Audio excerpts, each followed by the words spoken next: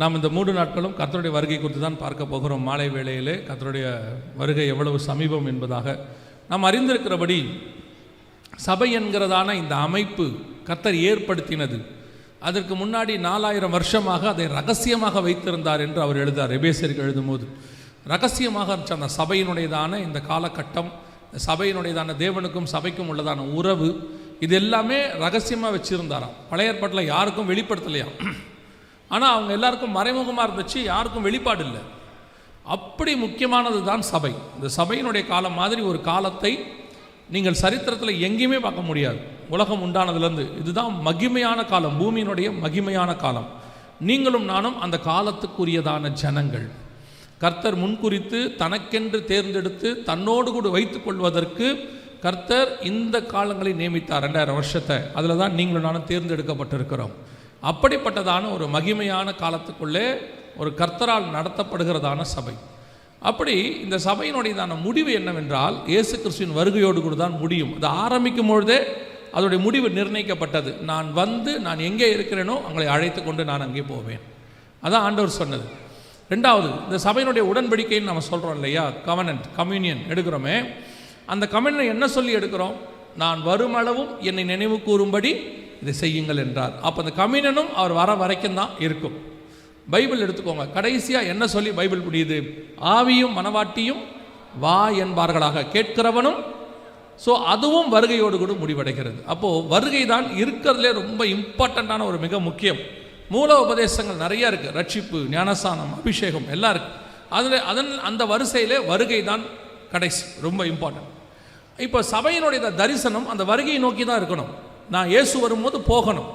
அதுக்கு முன்னாடி நீங்கள் என்ன வேணாலும் பண்ணலாம், என்ன வேணாலும் அவருக்காக நீங்கள் என்ன வேணாலும் செய்யலாம். ஓடலாம், உழைக்கலாம், ஊழியம் பண்ணலாம், என்ன வேணாலும் செய்யலாம். ஆனால் ஒரு பக்கம் மைண்ட் என்ன இருந்துகிட்டே இருக்கணும் அப்படின்னா, அவர் வருகையில் நான் போயிடணும், அவ்வளோதான். அதுதான் கடைசி. வருகைக்கு போகாமல் நீங்கள் என்ன பண்ணாலும் வேஸ்ட்டு தான். வருகையில் போகணுங்கிற விஷயத்தோடு நீங்கள் என்ன செய்யணும்? எல்லா வேலையும் செய்யணும். அப்போ அந்த வருகை அப்படிங்கிறது, கிறிஸ்துவினுடைய வருகை என்பது நம்ம எல்லாருக்குமான முடிவு. இப்போ ஏன் நம்ம இதை 3 நாளாக வைக்கிறோம்? ஒரு காலகட்டத்தில் வருகை பற்றின செய்திகள் 3 நாளில் 1 நாள் தான் இருக்கும். முதல் நாள் ரட்சிப்பை குறித்து இருக்கும், 2வது நாள் நீதியை குறித்து, ஞானஸ்தானத்தை குறித்து, பாவத்தை குறித்து, பரிசுத்தத்தை குறித்து இருக்கும், 3வது நாள் வருகையை பற்றி இருக்கும். ஆனால் இன்றைக்கி 3 நாட்களும் வருகையை பற்றி நம்ம வைக்கிறோம். ரீசன் என்ன அப்படின்னா, உங்களுக்கு தெரிந்திருக்கும், இந்த ரயில்வே ஸ்டேஷன்லாம் பிளாட்ஃபார்மில் இருக்கும்போது பார்த்தீங்கன்னா, ட்ரெயின் வரத்துக்கு இன்னொரு 2 மணி நேரம் இருந்துச்சுன்னா அரை மணி நேரத்துக்கு ஒரு தடவை ஒரு அனௌன்ஸ்மெண்ட் கொடுப்பாங்க, ட்ரெயின் வரப்போகுது அப்படின்னு சொல்லுவாங்க. ஆனால் அது வர்றதுக்கு ஒரு 5 நிமிஷம் இருக்குதுன்னா அடிக்கடி அனௌன்ஸ்மெண்ட் கொடுத்துக்கிட்டே இருப்பாங்க. அந்த ட்ரெயின் ஒருவேளை பிளாட்ஃபார்மை அப்ரோச் பண்ணுது, ஒரு 200 மீட்டர் 300 மீட்டரில் இருக்குன்னா தொடர்ச்சியாக சொல்லிக்கிட்டே இருப்பாங்க, ட்ரெயின் இந்த பிளாட்ஃபார்மில் வருது வருது வருதுன்னு சொல்லுவாங்க. எப்போ வரைக்கும் சொல்லுவாங்கன்னா, அது வந்து நிற்கிற வரைக்கும் சொல்லுவாங்க. அதே மாதிரி தான் வருகை ஒரு காலகட்டத்தில் ஆவியானவருக்கு தெரிந்திருந்தது, அவருக்கு தான் காலங்கள் அறிந்தவர். இப்போது வருகை மிக சமீபம், அப்ரோச்சிங், பிளாட்ஃபார்முக்குள்ளே வர டைம் மாதிரி. அதனால் ஒரு நாள் இருந்த கூட்டத்தை எல்லாம் இப்போ 3 நாளாக மாற்றி இருக்கிறார் ஆண்டவர். இப்போது அனௌன்ஸ் பண்ணப்பட்டு கொண்டே இருக்கிறது. நாங்களும் பார்க்குறோம், ஏதாவது ஒரு இடத்தில் டெய்லி இயேசுவை பற்றின வருகையை சொல்வதற்கான ஒரு ஓப்பன் டோரை கர்த்தர் கொடுத்துக்கிட்டே இருக்கிறார். நாங்கள் 22 வருஷத்துக்கு முன்னாடி ஊழியத்தை ஆரம்பித்த போது ஒரு மாதத்துக்கு ஒரு 2 ஊழியம் இருந்தால் பெரிய விஷயம். அப்புறம் 3 ஆயிற்று, 4 ஆயிற்று. இப்போது வார நாட்களிலும் போகக்கூடிய அளவுக்கு இந்த வருகை மிக சமீபம் என்பதை நாங்கள் பார்த்து கொண்டே இருக்கிறோம். ஆகவே இந்த வருகைக்கு சபை ஆயத்தப்பட வேண்டும். இந்த வருகையில் சபை தேவனை சந்திக்கிற இடத்துக்கு போக வேண்டும். அதற்கான நம்மை சுற்றி நிறைய அடையாளங்கள் நடக்குது. இந்த அடையாளங்களெல்லாம் வச்சுக்கிட்டு வருகை எவ்வளோ சமீபம் என்பதை நாம் நிதானிக்க முடியும். நாளிகை தெரியாது, நிதானிக்க முடியும். நாளை அல்ல, அவர் வருகை எவ்வளோ சமீபம். இப்போ உள்ளங்கை அளவு மேகத்தை பார்த்த உடனே பெருமழை பொழிய போகிறது என்று சொல்லி எலியா சொன்னது போல, அந்த அடையாளங்களை எல்லாம் நீங்கள் பார்க்கும் பொழுது வருகை எவ்வளவு சமீபம் என்பதை நீங்கள் புரிந்து கொள்ள முடியும். அதுக்கு தான் அந்த அடையாளங்கள். இயேசுவை போய் கேட்குறாங்க மத்திய 24:3, நம்முடைய வருகைக்கும் உலகத்தின் முடிவுக்கும் அடையாளம் என்ன, எங்களுக்கு சொல்ல வேண்டும் என்று சொல்லி கேட்டார்கள். இயேசு அநேக அடையாளங்களை சொல்லுகிறார். மார்க் 16 சொல்லுகிறது, அடையாளங்களினாலும் அற்புதங்களினாலும் அவர் வேத வாக்கியத்தை உறுதிப்படுத்தினார். இந்த அடையாளங்களை வைத்து எவ்வளவு தூரம் தீர்க்க தரிசனங்கள் உறுதிப்பட்டிருக்கிறது, வருகை சமீபம் என்பதை நீங்கள் புரிந்து கொள்ள முடியும். நாம் இன்னைக்கு 1ஆம் நாளிலே ஒரு மிக முக்கியமான அடையாளத்தை தான் பார்க்க போகிறோம். நாளைக்கு மாலை வேளையிலும் வேறொரு காரியம், நாளைக்கு மறுநாள் ஞாயிற்றுக்கிழமையும் வருகை தாமதிக்குமானால் நாம் இன்னொரு காரியத்தை நாம் பார்க்க போகிறோம். இன்னைக்கு முதலாவதாக ஒரு வசனத்தை, ஒரு மிக முக்கியமான வசனத்தை நாம் வாசிக்க போகிறோம். இதை குறித்து நாங்கள் ஒரு 20 வருஷமாய் சொல்லுகிறோம். இப்போ அதற்கான காலம் வந்து விட்டது. வாசிங்கள், யோவேல் தீர்க்கதரிசன புஸ்தகம், யோவேல் தீர்க்கதரிசன புஸ்தகம் 1ஆம் அதிகாரம் 6வது வசனத்தை வாசிங்கள். 1:6 வாசிங்கள்.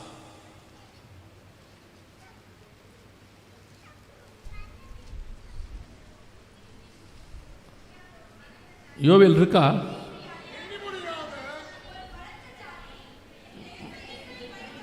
ஒரு நிமிஷம் யாராவது ஒருத்தர் மைக்ல வாசித்தா எல்லாரும். முடியாத ஒரு பலச்ச ஜாதி என் தேசத்தின் மேல் வருகிறது.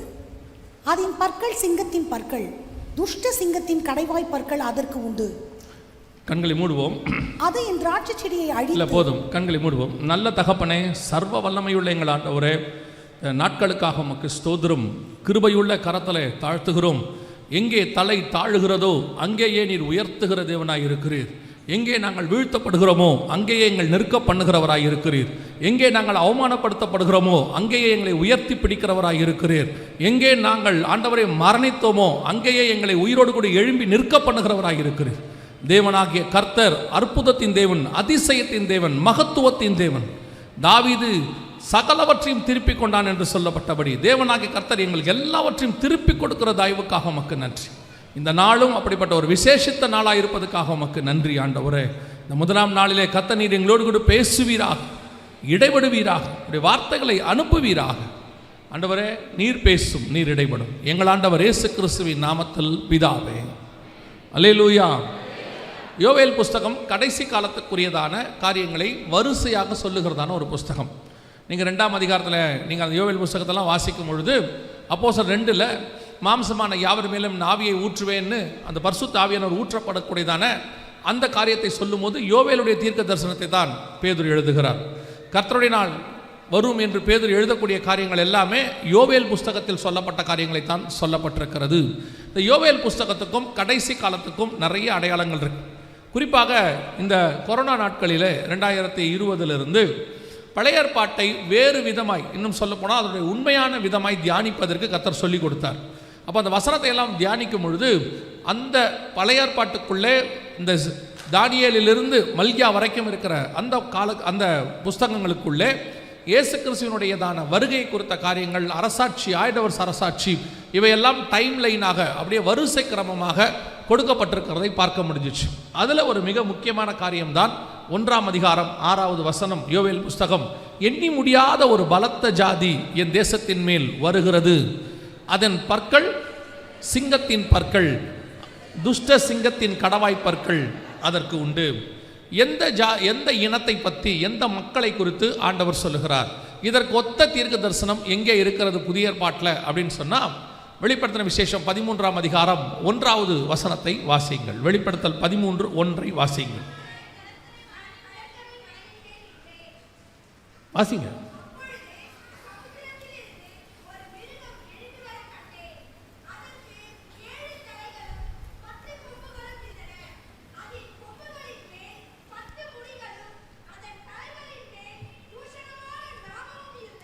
இந்த வசனத்துக்கும் இங்கே ஒரு மிருகம் எழும்பி வந்ததுன்னு இருக்கு இல்லையா, இதுக்கும் யோவேல் 1:5க்கும் என்ன ஒரு ஒத்துமை? ஏன் நம்ம இங்கே வந்தோம் அப்படின்னு கேட்டால், 2வது வசனத்தில் நான் கண்ட மிருகம் சிறுத்தையை போல் இருந்தது, அதன் கால்கள் கரடியின் கால்களைப் போலவும் அதன் வாய்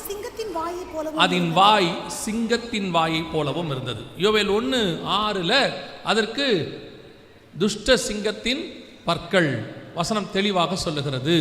அப்போ இந்த மிருகம் எண்ணி முடியாத ஒரு பலத்த ஜாதின்னு இருக்கு. இதை ஏன் நீங்க மிருகத்தோடு கூட கம்பேர் பண்றீங்க அப்படின்னு கேட்டீங்கன்னா, தானியேல்ல இதே காரியத்தை 7ஆம் அதிகாரம் 21வது வசனம் முதல் 23வது வசனம் வரைக்கும் ஆண்டவர் சொல்லும் பொழுது அவன் சொன்னது 4ஆம் மிருகம் பூமியிலே உண்டாகும் 4ஆம் ராஜ்யமாம் அப்படின்னு இருக்கு. அதைத்தான் ஒரு பலத்த ஜாதின்னு யோவேல் எழுதுறாரு. அதனுடைய விளக்கத்தை தான் யோவானுக்கு கர்த்தர் வெளிப்படுத்துகிறார். கடைசி நாட்களிலே இஸ்ரவேலுக்கு விரோதமாக ஒரு ராஜ்யபாரம் கடைசி நாட்களில் எழும்பி வர வேண்டும். அது எப்படி இஸ்ரவேலுக்கு விரோதமானு சொல்றீங்க? யோவேல் 1:6 எண்ணி முடியாத ஒரு பலத்த ஜாதி என் தேசத்தின் மேல் வருகிறது அப்படின்னு இருக்கு. அதுவே நீங்க வெளிப்படுத்தல் 13:1 போனீங்கன்னா சமுத்திரத்திலிருந்து ஒரு மிருகம் சிங்கத்தின் வாயோட எழும்பி வருகிறது. ஆனால் எங்கே வருது?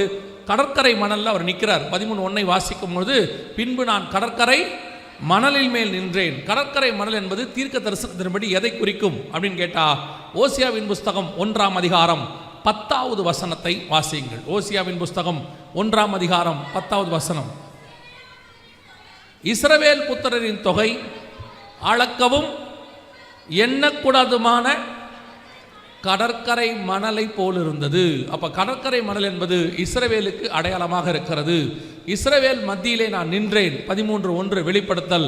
அப்பொழுது சமுத்திரத்திலிருந்து ஒரு மிருகம், சமுத்திரத்தில் ஒரு மிருகம்னா ஒரு ராஜ்யம் எழும்பி வருகிறது என்று அர்த்தம். தானியேல் 7:21. இது ரெண்டையும் கனெக்ட் பண்ணி தான் யோவேலுக்கு வெளிப்படுத்துகிறார். எண்ணி முடியாத ஒரு பலத்த ஜாதி என் தேசத்தின் மேல் வருகிறது. ஆண்டவர் சொன்னபடி கடைசி காலத்திலே ஒரு ராஜ்யம் எழும்பி வர வேண்டும். அந்த ராஜ்யம் இஸ்ரவேலுக்கு விரோதமாக வர வேண்டும். அது நமக்கு அடையாளமாக இருக்கிறது. ஏன்னு சொன்னா 1:6 தான் ஆண்டவர் இப்படி சொல்றாரு. யோவேல் 1:6 எண்ணி முடியாத ஒரு பலத்த ஜாதி எழும்பி வருகிறதுன்னு சொல்றாரு. 1:15 வாசிங்க பார்ப்போம். 1:15. அந்த நாளின் நிமித்தம் ஐயோ, கர்த்தருடைய நாள். அப்போ இது வரும்போது கர்த்தருடைய நாள் என்னவா இருக்கிறது? சமீபமா இருக்கிறது. 2:1 வாசிங்க. சீயோனிலே எக்காலம் ஊதுங்கள், என் பரிசுத்த பர்வதத்திலே.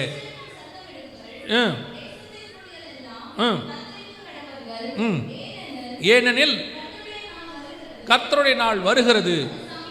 அது இந்த ஜாதி எழும்பி வருகிற காலகட்டத்தில் கர்த்தருடைய நாள் எப்படி இருக்கிறது?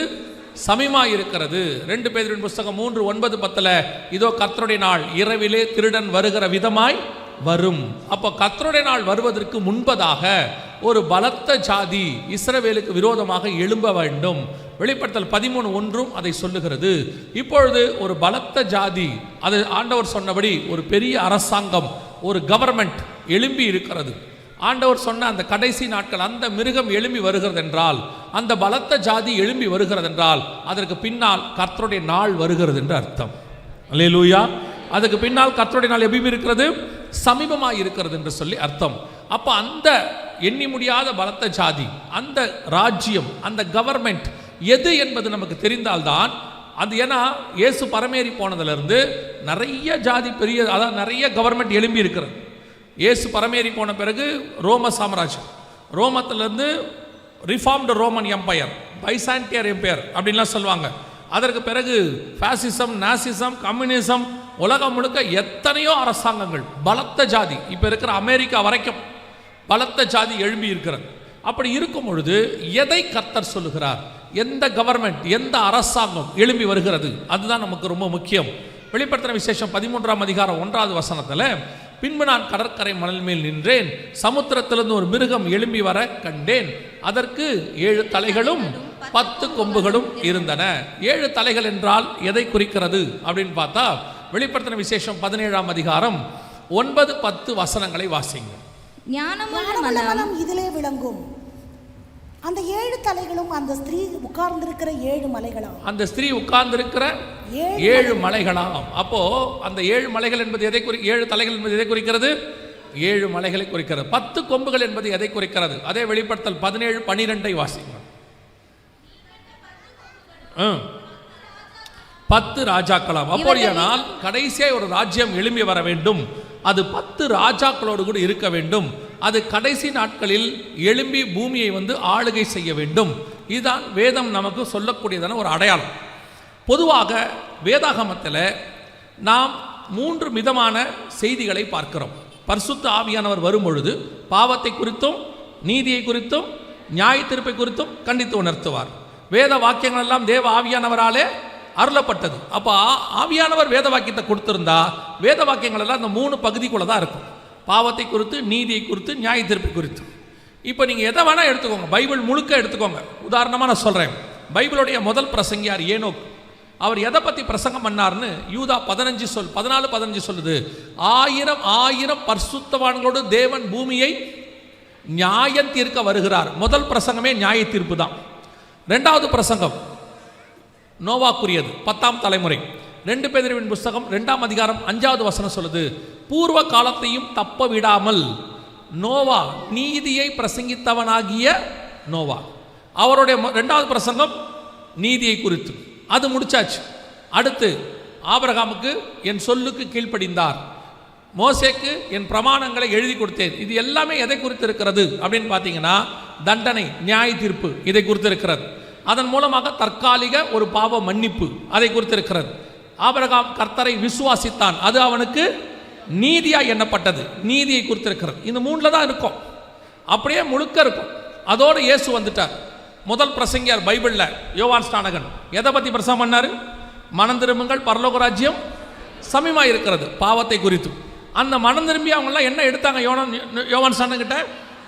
அது நீதியை குறித்து. இயேசு சொல்றாரு, இப்பொழுது இடம் கொடு, இது எல்லா நீதிக்கும் ஏற்றதாக இருக்கிறது. அப்படி மனம் திரும்பாதவங்களுக்கு யோவான் ஸ்நானகன் சொன்னது நல்ல கனி கொடாத மரங்கள்லாம் வெட்டுண்டு நியாய தீர்ப்பை குறித்து. அடுத்து இயேசு, அவர் தான் பிரசங்கம், மனம் திரும்புங்கள், பரலோக ராஜ்யம் சமமாக இருக்கிறது. நீங்கள் பைபிள் முழுக்க எடுத்துக்கொள்ளுங்க, பாவத்தை குறித்து, நீதியை குறித்து, நியாய தீர்ப்பை குறித்து, இது 3 தான் இருக்கும். பாவத்திலிருந்து விடுபட்டா என்ன ஆசீர்வாதம், நீதிக்கு கீழ்ப்படிந்தால் என்ன ஆசீர்வாதம், நியாய தீர்ப்பில் நீங்கள் சக்ஸஸ்ஃபுல்லாக ஜெயம் பெற்றால் என்ன ஆசீர்வாதம், எல்லாம் பைபிள் இருக்கு. இந்த 3 பேஸ் பண்ணி தான் பைபிள் இருக்கு. ஆனால் இன்னைக்கு கடைசி காலத்தில் சபை இந்த 3ஐயும் விட்டுடுது. நான் எல்லா சபையும் சொல்லலை, ஒரு 95% சபை அப்படி போயிருச்சு. இந்த 3ஐயும் விட்டுட்டு, இந்த 3க்கு பின்னாடி இருக்கிற ஆசீர்வாதத்தையும் விட்டுட்டு புதுசாக ஒரு ஆசீர்வாதத்தை பிடிச்சிருக்கிறாங்க. அதுதான் கிரேஸ், கிருபை, ஹைப்பர் கிரேஸ், சூப்பர் கிரேஸ் அப்படின்லாம் சொல்கிறாங்க. செழிப்பின் உபதேசம் அவங்களுடைய முழுக்க இன்னைக்கு வெறும் ஆசீர்வாதத்துக்குள்ளே போய்விட்டது. ஆசீர்வாதம் இருக்கிறது, பாவத்திலிருந்து விடுபடும் போது கிடைக்கிற ஆசீர்வாதம் என்னவோ அது இருக்கிறது. நீங்கள் நீதிக்கு கீழ்ப்படியும் போது என்ன ஆசீர்வாதமோ அது இருக்கிறது. நீங்கள் நியாய தீர்ப்புக்கு தப்பிக்கும் போது என்ன ஆசீர்வாதமோ அது இருக்கு. ஆனால் 3மே இல்லாமல் நான் பாவம் செய்வேன், ஆனால் ஆசீர்வாதம் இருக்கு. நீ என்ன பாவம் செஞ்சாலும் கவலைப்படாத, கர்த்தர் உன்னை ஆசீர்வதிப்பார். இப்படி ஒரு உபதேசம் பைபிளில் இல்லை. நீ கீழ்ப்படியாமல் போனாலும் கர்த்தர் உன்னை ஆசீர்வதிப்பார், அப்படி ஒரு உபதேசம் இல்லை. நியாய தீர்ப்பில் நீ பாவம் செஞ்சா கூட பரலோகத்துக்கு போகலாம் அப்படிம்பாங்க, ஆசீர்வாதம். அப்படி ஒரு வசனம் பைபிளில் இல்லை. கடைசி காலத்தில் இந்த நூதனமான காரியங்கள் உங்களை வேறு விதமாக திருப்பிடுச்சு. அதனுடைய விளைவு என்னன்னா, நீங்களுமே இப்போ பெரும்பான்மையான கிறிஸ்தவர்கள், ஆவிக்குரியவர்கள் கூட ஆசீர்வாதம் என்பதனுடைய பேக்ரவுண்டு தெரியாமல், எது ஆசீர்வாதம் தெரியாமல் நியாய தீர்ப்பின் வசனங்களை விட்டுட்டீங்க. இதை பற்றி நீங்கள் படிக்கிறதும் இல்லை, விரும்புறதும் இல்லை. இப்போ நீங்கள் எப்படி என்ன உட்காந்து பார்த்துட்டு இருக்கிறீங்களா?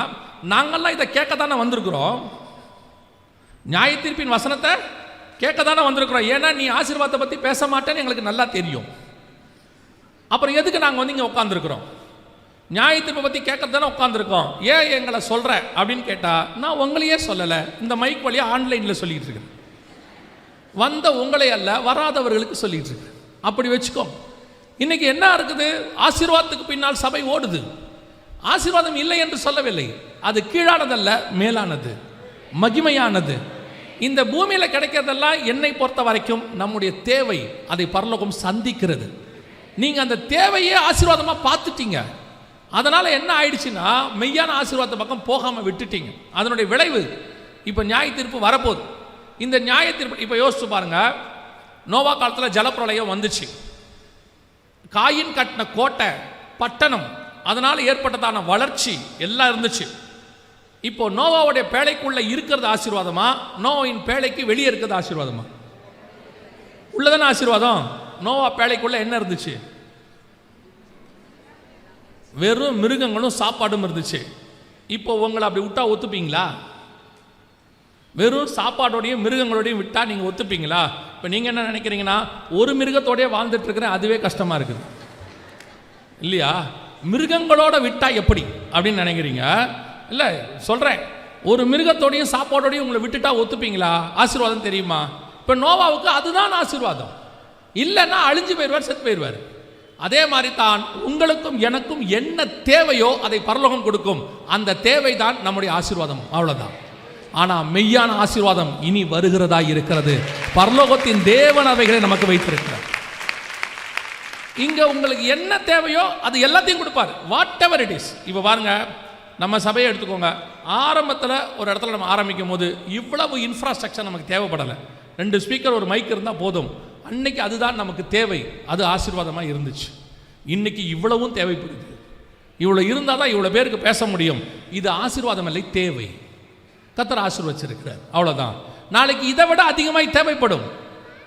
அதை வாங்கிறதுக்கு க்ரோர்ஸ் கூட செலவாகும். பரலோகத்தை பொறுத்த வரைக்கும் அது கோடியா லட்சமா அல்ல, தேவையா தேவையில்லையா, அவ்வளோதான் அங்கே முக்கியம். ஆனால் உங்களுடைய என்னுடைய தேவை என்ன தெரியுமா? இந்த தேவை அல்ல, என்னுடைய தேவை என் ஆத்மாவுக்குரியதாக இருக்கிறது, அது இனி வருகிறதா இருக்கிறது. இன்னைக்கு இதில் தான் உங்களை டைவர்ட் பண்ணிட்டாங்க. ஒரு உலக கூட்டம் உங்களை டைவர்ட் பண்ணிட்டு, நீ என்ன வேணாலும் கேளு, எது வேணாலும் கேளு, உனக்கு ஆண்டவர் தருவார் அப்படிங்கிறாங்க. உங்களுக்கு என்ன தேவை என்பதை உங்கள் பரமபிதா முன்பே அறிந்திருக்கிறார். அவருக்கு தெரியாதா? உங்களுக்கு என்ன கலர் கொடுக்கணும்னு தெரிஞ்சவருக்கு என்ன கலர் கார் கொடுக்கணும்னு தெரியாதா? அவர்கிட்ட போய் இன்ன கலர் கார் வேணும்னு நீங்கள் கேட்பீங்களா? அதுதான் அவங்க சொல்கிறாங்க. கேட்கும் போது ஆண்டவர்கிட்ட ஸ்பெசிஃபை பண்ணி கேளுங்க, இதை பர்டிகுலராக கேளுங்க, அப்போ தான் ஆண்டவர் தருவார். எதுக்கு? அவருக்கு என்ன தெரியாதா? நமக்கு என்ன தாய் கொடுக்கணும், என்ன தகப்பன் கொடுக்கணும், நமக்கு தோலுக்கு என்ன கலர் கொடுக்கணும்னு தெரிஞ்ச ஆண்டவருக்கு நம்ம சுற்றி என்ன தேவை என்பதையும் அவர் அறிந்திருக்கிறார். இன்னைக்கு ஒரு கூட்டம் உங்களை டைவர்ட் பண்ண பார்க்குது. ஏன்னா உங்களை இதை கேட்க சொல்லிட்டா நீங்கள் அதை கேட்க மாட்டீங்க. சொல்றது புரியுதா? உங்கள் பையனுக்கு நீங்களே சொல்லுவீங்களே, இப்படி விளையாடிட்டே இருந்தால் எப்படா படிப்பேன்? ஒன்று விளையாடணும், இல்லைன்னா படிக்கணும். ஒன்று நீங்கள் உலகத்தை தேடணும், இல்லை பரலோகத்தை தேடணும். ரெண்டையும் சேர்த்து உங்களால் செய்யவே முடியாது. ரெண்டு நினைவுகளால் குந்தி குந்தி நடக்கவே முடியாது. புதிய திராட்சை ரசத்தை பழைய துருத்தியில் ஊற்றவே முடியாது. கர்த்தர் தெய்வமானால் கர்த்தரிடத்தில் வாங்கள், பாகால் தெய்வமானால் பாகால் இடத்தில் போங்கள். நான் இப்பொழுது உங்களுக்கு கர்த்தருடைய சமூகத்திலிருந்து கர்த்தருடையதான ஸ்தானாதிபதியாய் நின்று சொல்லுகிறேன், உங்கள் தேவைகள் அத்தனையும் சந்திக்க பரலோகம் போதுமானதாக இருக்கிறது. The heavenly government will give whatever you need. அதை அனுபவித்தவன் என்கிறதான முறையில் பிராக்டிக்கலாக நான் சொல்லுகிறேன். நான் இயேசு கிறிஸ்துவை 33 வருஷத்துக்கு முன்பாக கரங்களை பிடித்தேன். ஒரு நிமிஷம் கூட இயேசு எனக்கு கெட்டவராய் இருந்ததே கிடையாது. 33.5 வருஷமும் கர்த்தர் எனக்கு நல்லவராகவே இருந்திருக்கிறார். என் தேவைகள் அத்தனையும் சந்தித்திருக்கிறார். நான் கேட்காமலே எனக்கு என்ன வேண்டும் என்பதை முன்பதாகவே தந்திருக்கிறார். அப்படி இருக்கிற என் தேவன்கிட்ட போய் நான் கேட்க வேண்டிய அவசியமே எனக்கு இருக்காது. நான் கேட்க வேண்டியதெல்லாம் என்ன தெரியுமா? மேலானவைகள், பரலோகத்துக்குரியவைகள், மகிமையானவைகள். அப்படி ஒரு காரியம்தான். நியாய தீர்ப்பின் மூலமாக எனக்கு என்ன ஆசீர்வாதம் கிடைக்கும் ஆண்டவரே, அதைத்தான் பரிசுத்தவான்கள் அத்தனை பேரும் செஞ்சாங்க. இனி வரும் பலன் மேல் நோக்கமாகி எனக்கொன்று நியமிக்கப்பட்டிருக்கிறது, அதை நான் வாஞ்சையாய் தொடர்கிறேன். அதை அல்ல, அதிலும் மேன்மையான பரமதேசத்தையே அவன் நாடினான். அவங்களுடைய பார்வையெல்லாம் இனி வரதா இருந்துச்சு. இன்னைக்கு உங்க கடைசி காலத்தில் உபதேசம் என்னவாயிருச்சு? உங்களை கீழே பார்க்க சொல்றாங்க. பொதுவாக பாருங்க, இயேசு கிறிஸ்துவ 3 இடத்துக்கு பிசாசு கூட்டிட்டு போவான். இந்த செய்திக்கு இதுக்கு சம்பந்தம் இல்லை, ஏன் கர்த்தர் யாருக்கு பேசுறாருன்னு தெரியல. பிசாசு 3 இடத்துக்கு இயேசுவை கூட்டிட்டு போவான். 4ஆம் அதிகாரம் மத்தியில் இருக்கு, கூட்டிட்டு போவான். முதல்ல சொல்ற வார்த்தை, வனாந்தரத்தில் வச்சு இந்த கல்லுகளை அப்பமாக்கி புசியும். இப்போ நல்லா கவனிங்க, கல் எங்க இருக்கும்? கீழே இருக்கும். இப்போ இயேசு அதை ஜெயிச்சிட்டார். அடுத்த எங்க கூட்டிட்டு போனா? தேவாலயத்தின் உப்பரக்கிக்கு. இப்போ என்ன சொன்னான்? தாழ குதியும். எங்க குதிக்க சொல்றான்? கீழே. அதையும் இயேசு ஜெயிச்சிட்டாரு. இப்போ எங்க கூட்டிட்டு போனான்? மலையின் உச்சிக்கு, சிகரத்துக்கு. இப்போ என்ன சொன்னான்? பூமியில் உள்ள அத்தனையும் காட்டினா. அதுவும் எங்க தான் இருக்குது? பிசாசு எப்பவுமே கீழானவைகளை குறித்து தான் பேசுவான், கீழானவைகளை குறித்து தான் காண்பிப்பான், கீழான உள்ள ஆசீர்வாதங்களை உங்களுக்கு சொல்லுவான். ஆனா இயேசு எப்பவுமே வானத்தை நோக்கி, பிதாவை நோக்கி, அவருடைய பார்வை முழுக்க உதவி வரும் கண்மலையை நோக்கி இருக்கும். நீங்கள் ரொம்ப சிம்பிளா ஒரு உபதேசத்தை கண்டுபிடிச்சிடலாம். கர்த்தரிடத்துல வந்ததா, பிசாசு கிட்ட வந்துச்சா? கீழானவைகளை குறித்து உங்களை நோக்க சொன்னால் அது பிசாசினிடத்திலிருந்து வந்தது, மேலானவைகளை நோக்க சொன்னால் அது கர்த்தரிடத்திலிருந்து வந்தது. அல்லேலூயா. ஆண்டவர் உங்களுக்கு மேலான ஆசீர்வாதங்களை வைத்திருக்கிறார், மகத்துவமானவைகளை வைத்திருக்கிறார். அவைகளை சந்திக்கிற நேரமும் வந்துடுச்சு, அதை கொடுக்கிற காலம் நமக்கு நெருங்கிடுச்சு. அப்போ இந்த கடைசி காலத்தில் கர்த்தர் சொன்ன அந்த ராஜ்யம் எழுப்பி வர வேண்டும் என்று கர்த்தர் சொன்ன அந்த ராஜ்யம் நம் கண்களுக்கு முன்பாக எழும்பி இருக்கிறது. இந்த தீர்க்கதரிசனம் நடக்கணும்னா, நல்லா கவனிங்க, இந்த தீர்க்கதரிசனம் நடக்கணும்னா முதல்ல இஸ்ரவேல்னு ஒரு தேசம் இருக்கணும். இருந்தால் தானே நடக்கும், இல்லைன்னா நடக்காதுல்ல. இப்போ நம்ம கண்ணுக்கு முன்னாடி என்ன இருக்கு? இஸ்ரவேல்னு ஒரு தேசம் இருக்கு. 1948 வரைக்கும் அப்படி ஒரு தேசமே கிடையாது. அப்படின்னா இந்த தீர்க்கதரிசனம் 1948க்கு பிறகுதான் நடக்கணும், அதுக்கு முன்னாடி நடக்காது. ஏன்னா இஸ்ரவேலுக்கு விரோதமாக தானே எழும்பி வரணும். இஸ்ரவேல்னு ஒன்று இருந்தால் தானே எழும்பியே வரும். இஸ்ரவேலுங்கிற தேசம் உருவானது 1948 மே மாதம் 14ஆம் தேதி. அப்போ இந்த வசனம் தீர்க்க தரிசனம் நடக்கணும்னா அதுக்கு பின்னாடி தான் நடக்க ஆரம்பிக்கணும். 1951 10 நாடுகள் கூட்டமைப்பு ஃபார்ம் ஆச்சு. 10 கொம்புகள். வெளிப்படுத்தல் 13:11. கர்த்தர் சொன்னபடி துல்லியமாக ஆண்டவர் சொன்ன தீர்க்க தரிசனங்கள் நிறைவேறுச்சு.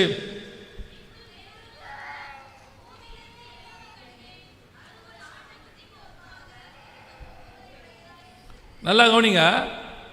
பின்பு வேறொரு மிருகம் பூமியிலிருந்து எழும்ப கண்டேன். இல்லை, வெளிப்படுத்தல் 13:1. ஆண்டவர் சொன்னபடியே அந்த 10 கொம்புகளோடு கூட ஒரு ராஜ்யம் எழும்பி வந்துச்சு.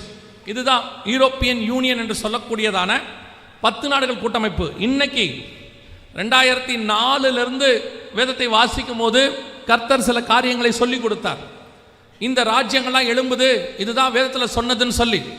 அப்பொழுது இதை சிலர் பரியாசம் பண்ணினார்கள், ஒரு சிலர் இல்லை என்று சொன்னார்கள். அப்படி வாய்ப்பு இல்லை அப்படின்லாம் சொன்னாங்க. ஆனால் கொஞ்சம் கொஞ்சமாக கர்த்தர் சொன்ன வார்த்தைகள் தீர்க்க தரிசனங்கள் விவரிக்க ஆரம்பித்தார், விஸ்தாரமாகச்சு. அதனுடைய விளைவாக ஒவ்வொரு காரியமும் நடக்க ஆரம்பித்தது. வேதத்தில் சொன்னது சொல்கிறேன், நாங்கள் சொன்னதில்லை, நாங்கள் தீர்க்கதரிசியும் அல்ல, தீர்க்கதரிசியின் புத்திரனும் அல்ல.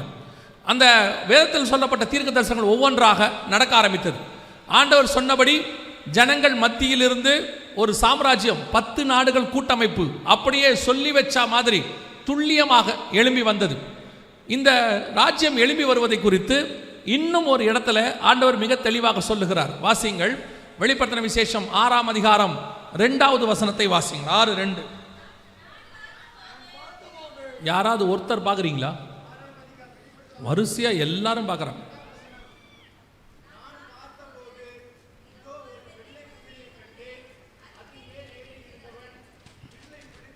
ரெண்டு குதிரையும் இப்படி ஓடுது பாருங்க.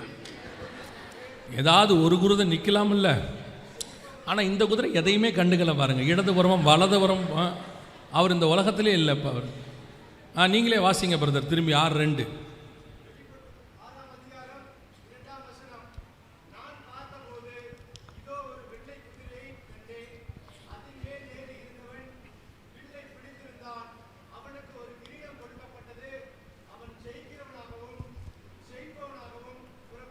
இது யாரை பற்றி சொல்லப்பட்டிருக்குன்னா அந்த கவர்மெண்ட் எழும்பி வரதை பற்றி சொல்லியிருக்கு. அதுதான் தானியேல் நம்ம வாசிக்கிறது. அதே தான் யோவேல் 1:6, அதே தான் வெளிப்படுத்தல் 13:11. ஒவ்வொரு இடத்துலையும் ஒவ்வொரு பார்ட்டாக சொல்லி வச்சிருக்கிறார். இப்போ இந்த 6:1 6:2 சொல்லப்பட்டிருக்கிற இந்த காரியம் என்னவென்று சொன்னால், ஒரு வெள்ளை குதிரையை கண்டேன். குதிரைனா என்ன நான் சொல்ல எழுதிக்கோங்க, நேரம் இருக்காது, நீங்கள் அப்புறம் வீட்டில் போய் படிச்சுக்கொள்ளுங்க. ஏன்னா உங்களை படிக்க சொன்னால் வேறு நீங்கள் அத்தனை பேரும் போட்டி போட்டு நல்லா படிக்கிறீங்களா, சரியாக கேட்க மாட்டேங்குது எனக்கு. அதனால் யாராவது ஒருத்தர் மைக்கில் வாசித்தா நல்லாயிருக்கும். கவனிங்க, 6:2 இது இருக்குது. இது எதை குறிக்குதுன்னா, அந்த குதிரை என்பது எதை குறிக்குதுன்னா, சகரியா 6:4-5 குதிரை என்பது கர்த்தருடைய ஆவி, கர்த்தர் அனுப்புகிறதான ஆவி. கர்த்தருடைய ஆவியில் கர்த்தர் அனுப்புகிறதான ஆவி. ஏறக்குறைய 4 விதமான ஆவிகளை குறித்து அங்கே சொல்லப்பட்டிருக்கிறது. இது கடைசி காலத்தில் ஒரு எதிர்மறையான அரசாங்கம், ஆன்டி கிரைஸ்ட் கவர்மெண்ட் என்று சொல்வார்கள். அந்த ஆவி பூமியிலே கிரியை செய்ய தொடங்கும். ஆன்டி கிரைஸ்ட் கவர்மெண்ட் நல்லா தெரிஞ்சுக்கொள்ளுங்க.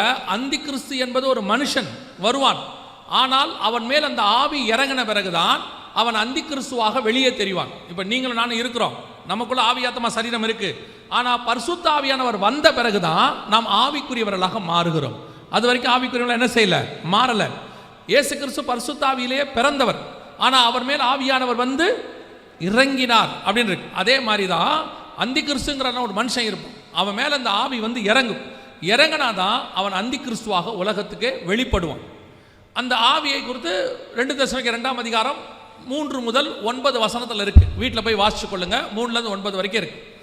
இப்போ இந்த ஆன்டி கிரைஸ்டுடைய கவர்மெண்ட் பூமியில் தொடங்கும் பொழுது அல்லது ஆரம்பிக்கும் பொழுது எப்படி ஆரம்பிக்கும் அப்படின்னு கேட்டீங்கன்னா, ஒரு வெள்ளை குதிரையில் ஆரம்பிக்கும் அப்படின்னு இருக்கு.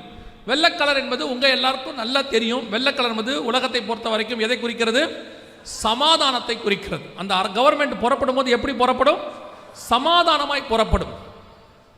இது எப்படி நீங்க சொல்றீங்க வெள்ளை கலர்ங்கிறது சமாதானத்தை தான் குறிக்குதா அப்படின்னு கேட்டா, தானியேல் புஸ்தகம் 11ஆம் அதிகாரம் 21வது வசனத்தை வாசிங்க. தானியேல் 11:21. அவன் ஸ்தான வானத்தில் அவமதிக்கப்பட்டவன் ஒருவன் எழும்புவான், இவனுக்கு ராஜ்யபாரத்தின் மேன்மையை கொடாதிருப்பார்கள். ஆனாலும் அவன் சமாதானமாய் நுழைந்து இச்சகம் பேசி ராஜ்யத்தை கட்டிக்கொள்வான். அதுதான் 6:2 அவனுக்கு ஒரு கிரீடம் கொடுக்கப்பட்டது. ராஜ்யத்தை கட்டிக்கொள்வான், அரசாங்கம் அவனுக்கு கொடுக்கப்படும். ஆனா புறப்படும் போது எப்படி புறப்படும்? முதல்ல சமாதானமாய் நுழைந்து வெள்ளைக்கலர் குதிரை புறப்படும் அப்படின்னு இருக்கு. இதே காரியம் அவன் ஜெயிக்கிறவனாகவும் ஜெயிப்பவனாகவும் புறப்பட்டான். 6:2 இருக்கு. வெளிப்படுத்தல் 13 7வது வசனத்துல மேலும் பரிசுத்தவான்களுடைய யுத்தம் பண்ணி அவர்களை ஜெயிக்கும்படி அதற்கு அதிகாரம் கொடுக்கப்பட்டதும் அல்லாமல் ஒவ்வொரு கோத்திரத்தின் மேலும் பாஷைக்காரர் மேலும் ஜாதிகள் மேலும் அதற்கு அதிகாரம் கொடுக்கப்பட்டது. அப்போ வெளிப்படுத்தல் 13:7-1, வெளிப்படுத்தல் 6:1-2, இந்த தானியேல் 11:21 எல்லாம் ஒரே காரியத்தை சொல்லுது. யோவேல் 1:6 அத்தனையும் ஒரு விஷயத்தை சொல்லுகிறது. இப்போ இந்த கவர்மெண்ட் பூமியில தொடங்கும் பொழுது சமாதானமாய் தொடங்கணும். இது எப்போ வரணும்? இஸ்ரவேல் வந்த பிறகு வரணும். இஸ்ரவேல் வந்தது 1948, யூரோப்பிய யூனியன் வந்தது 1951. 10 நாடுகளாக ரெஜிஸ்டர் ஆனது.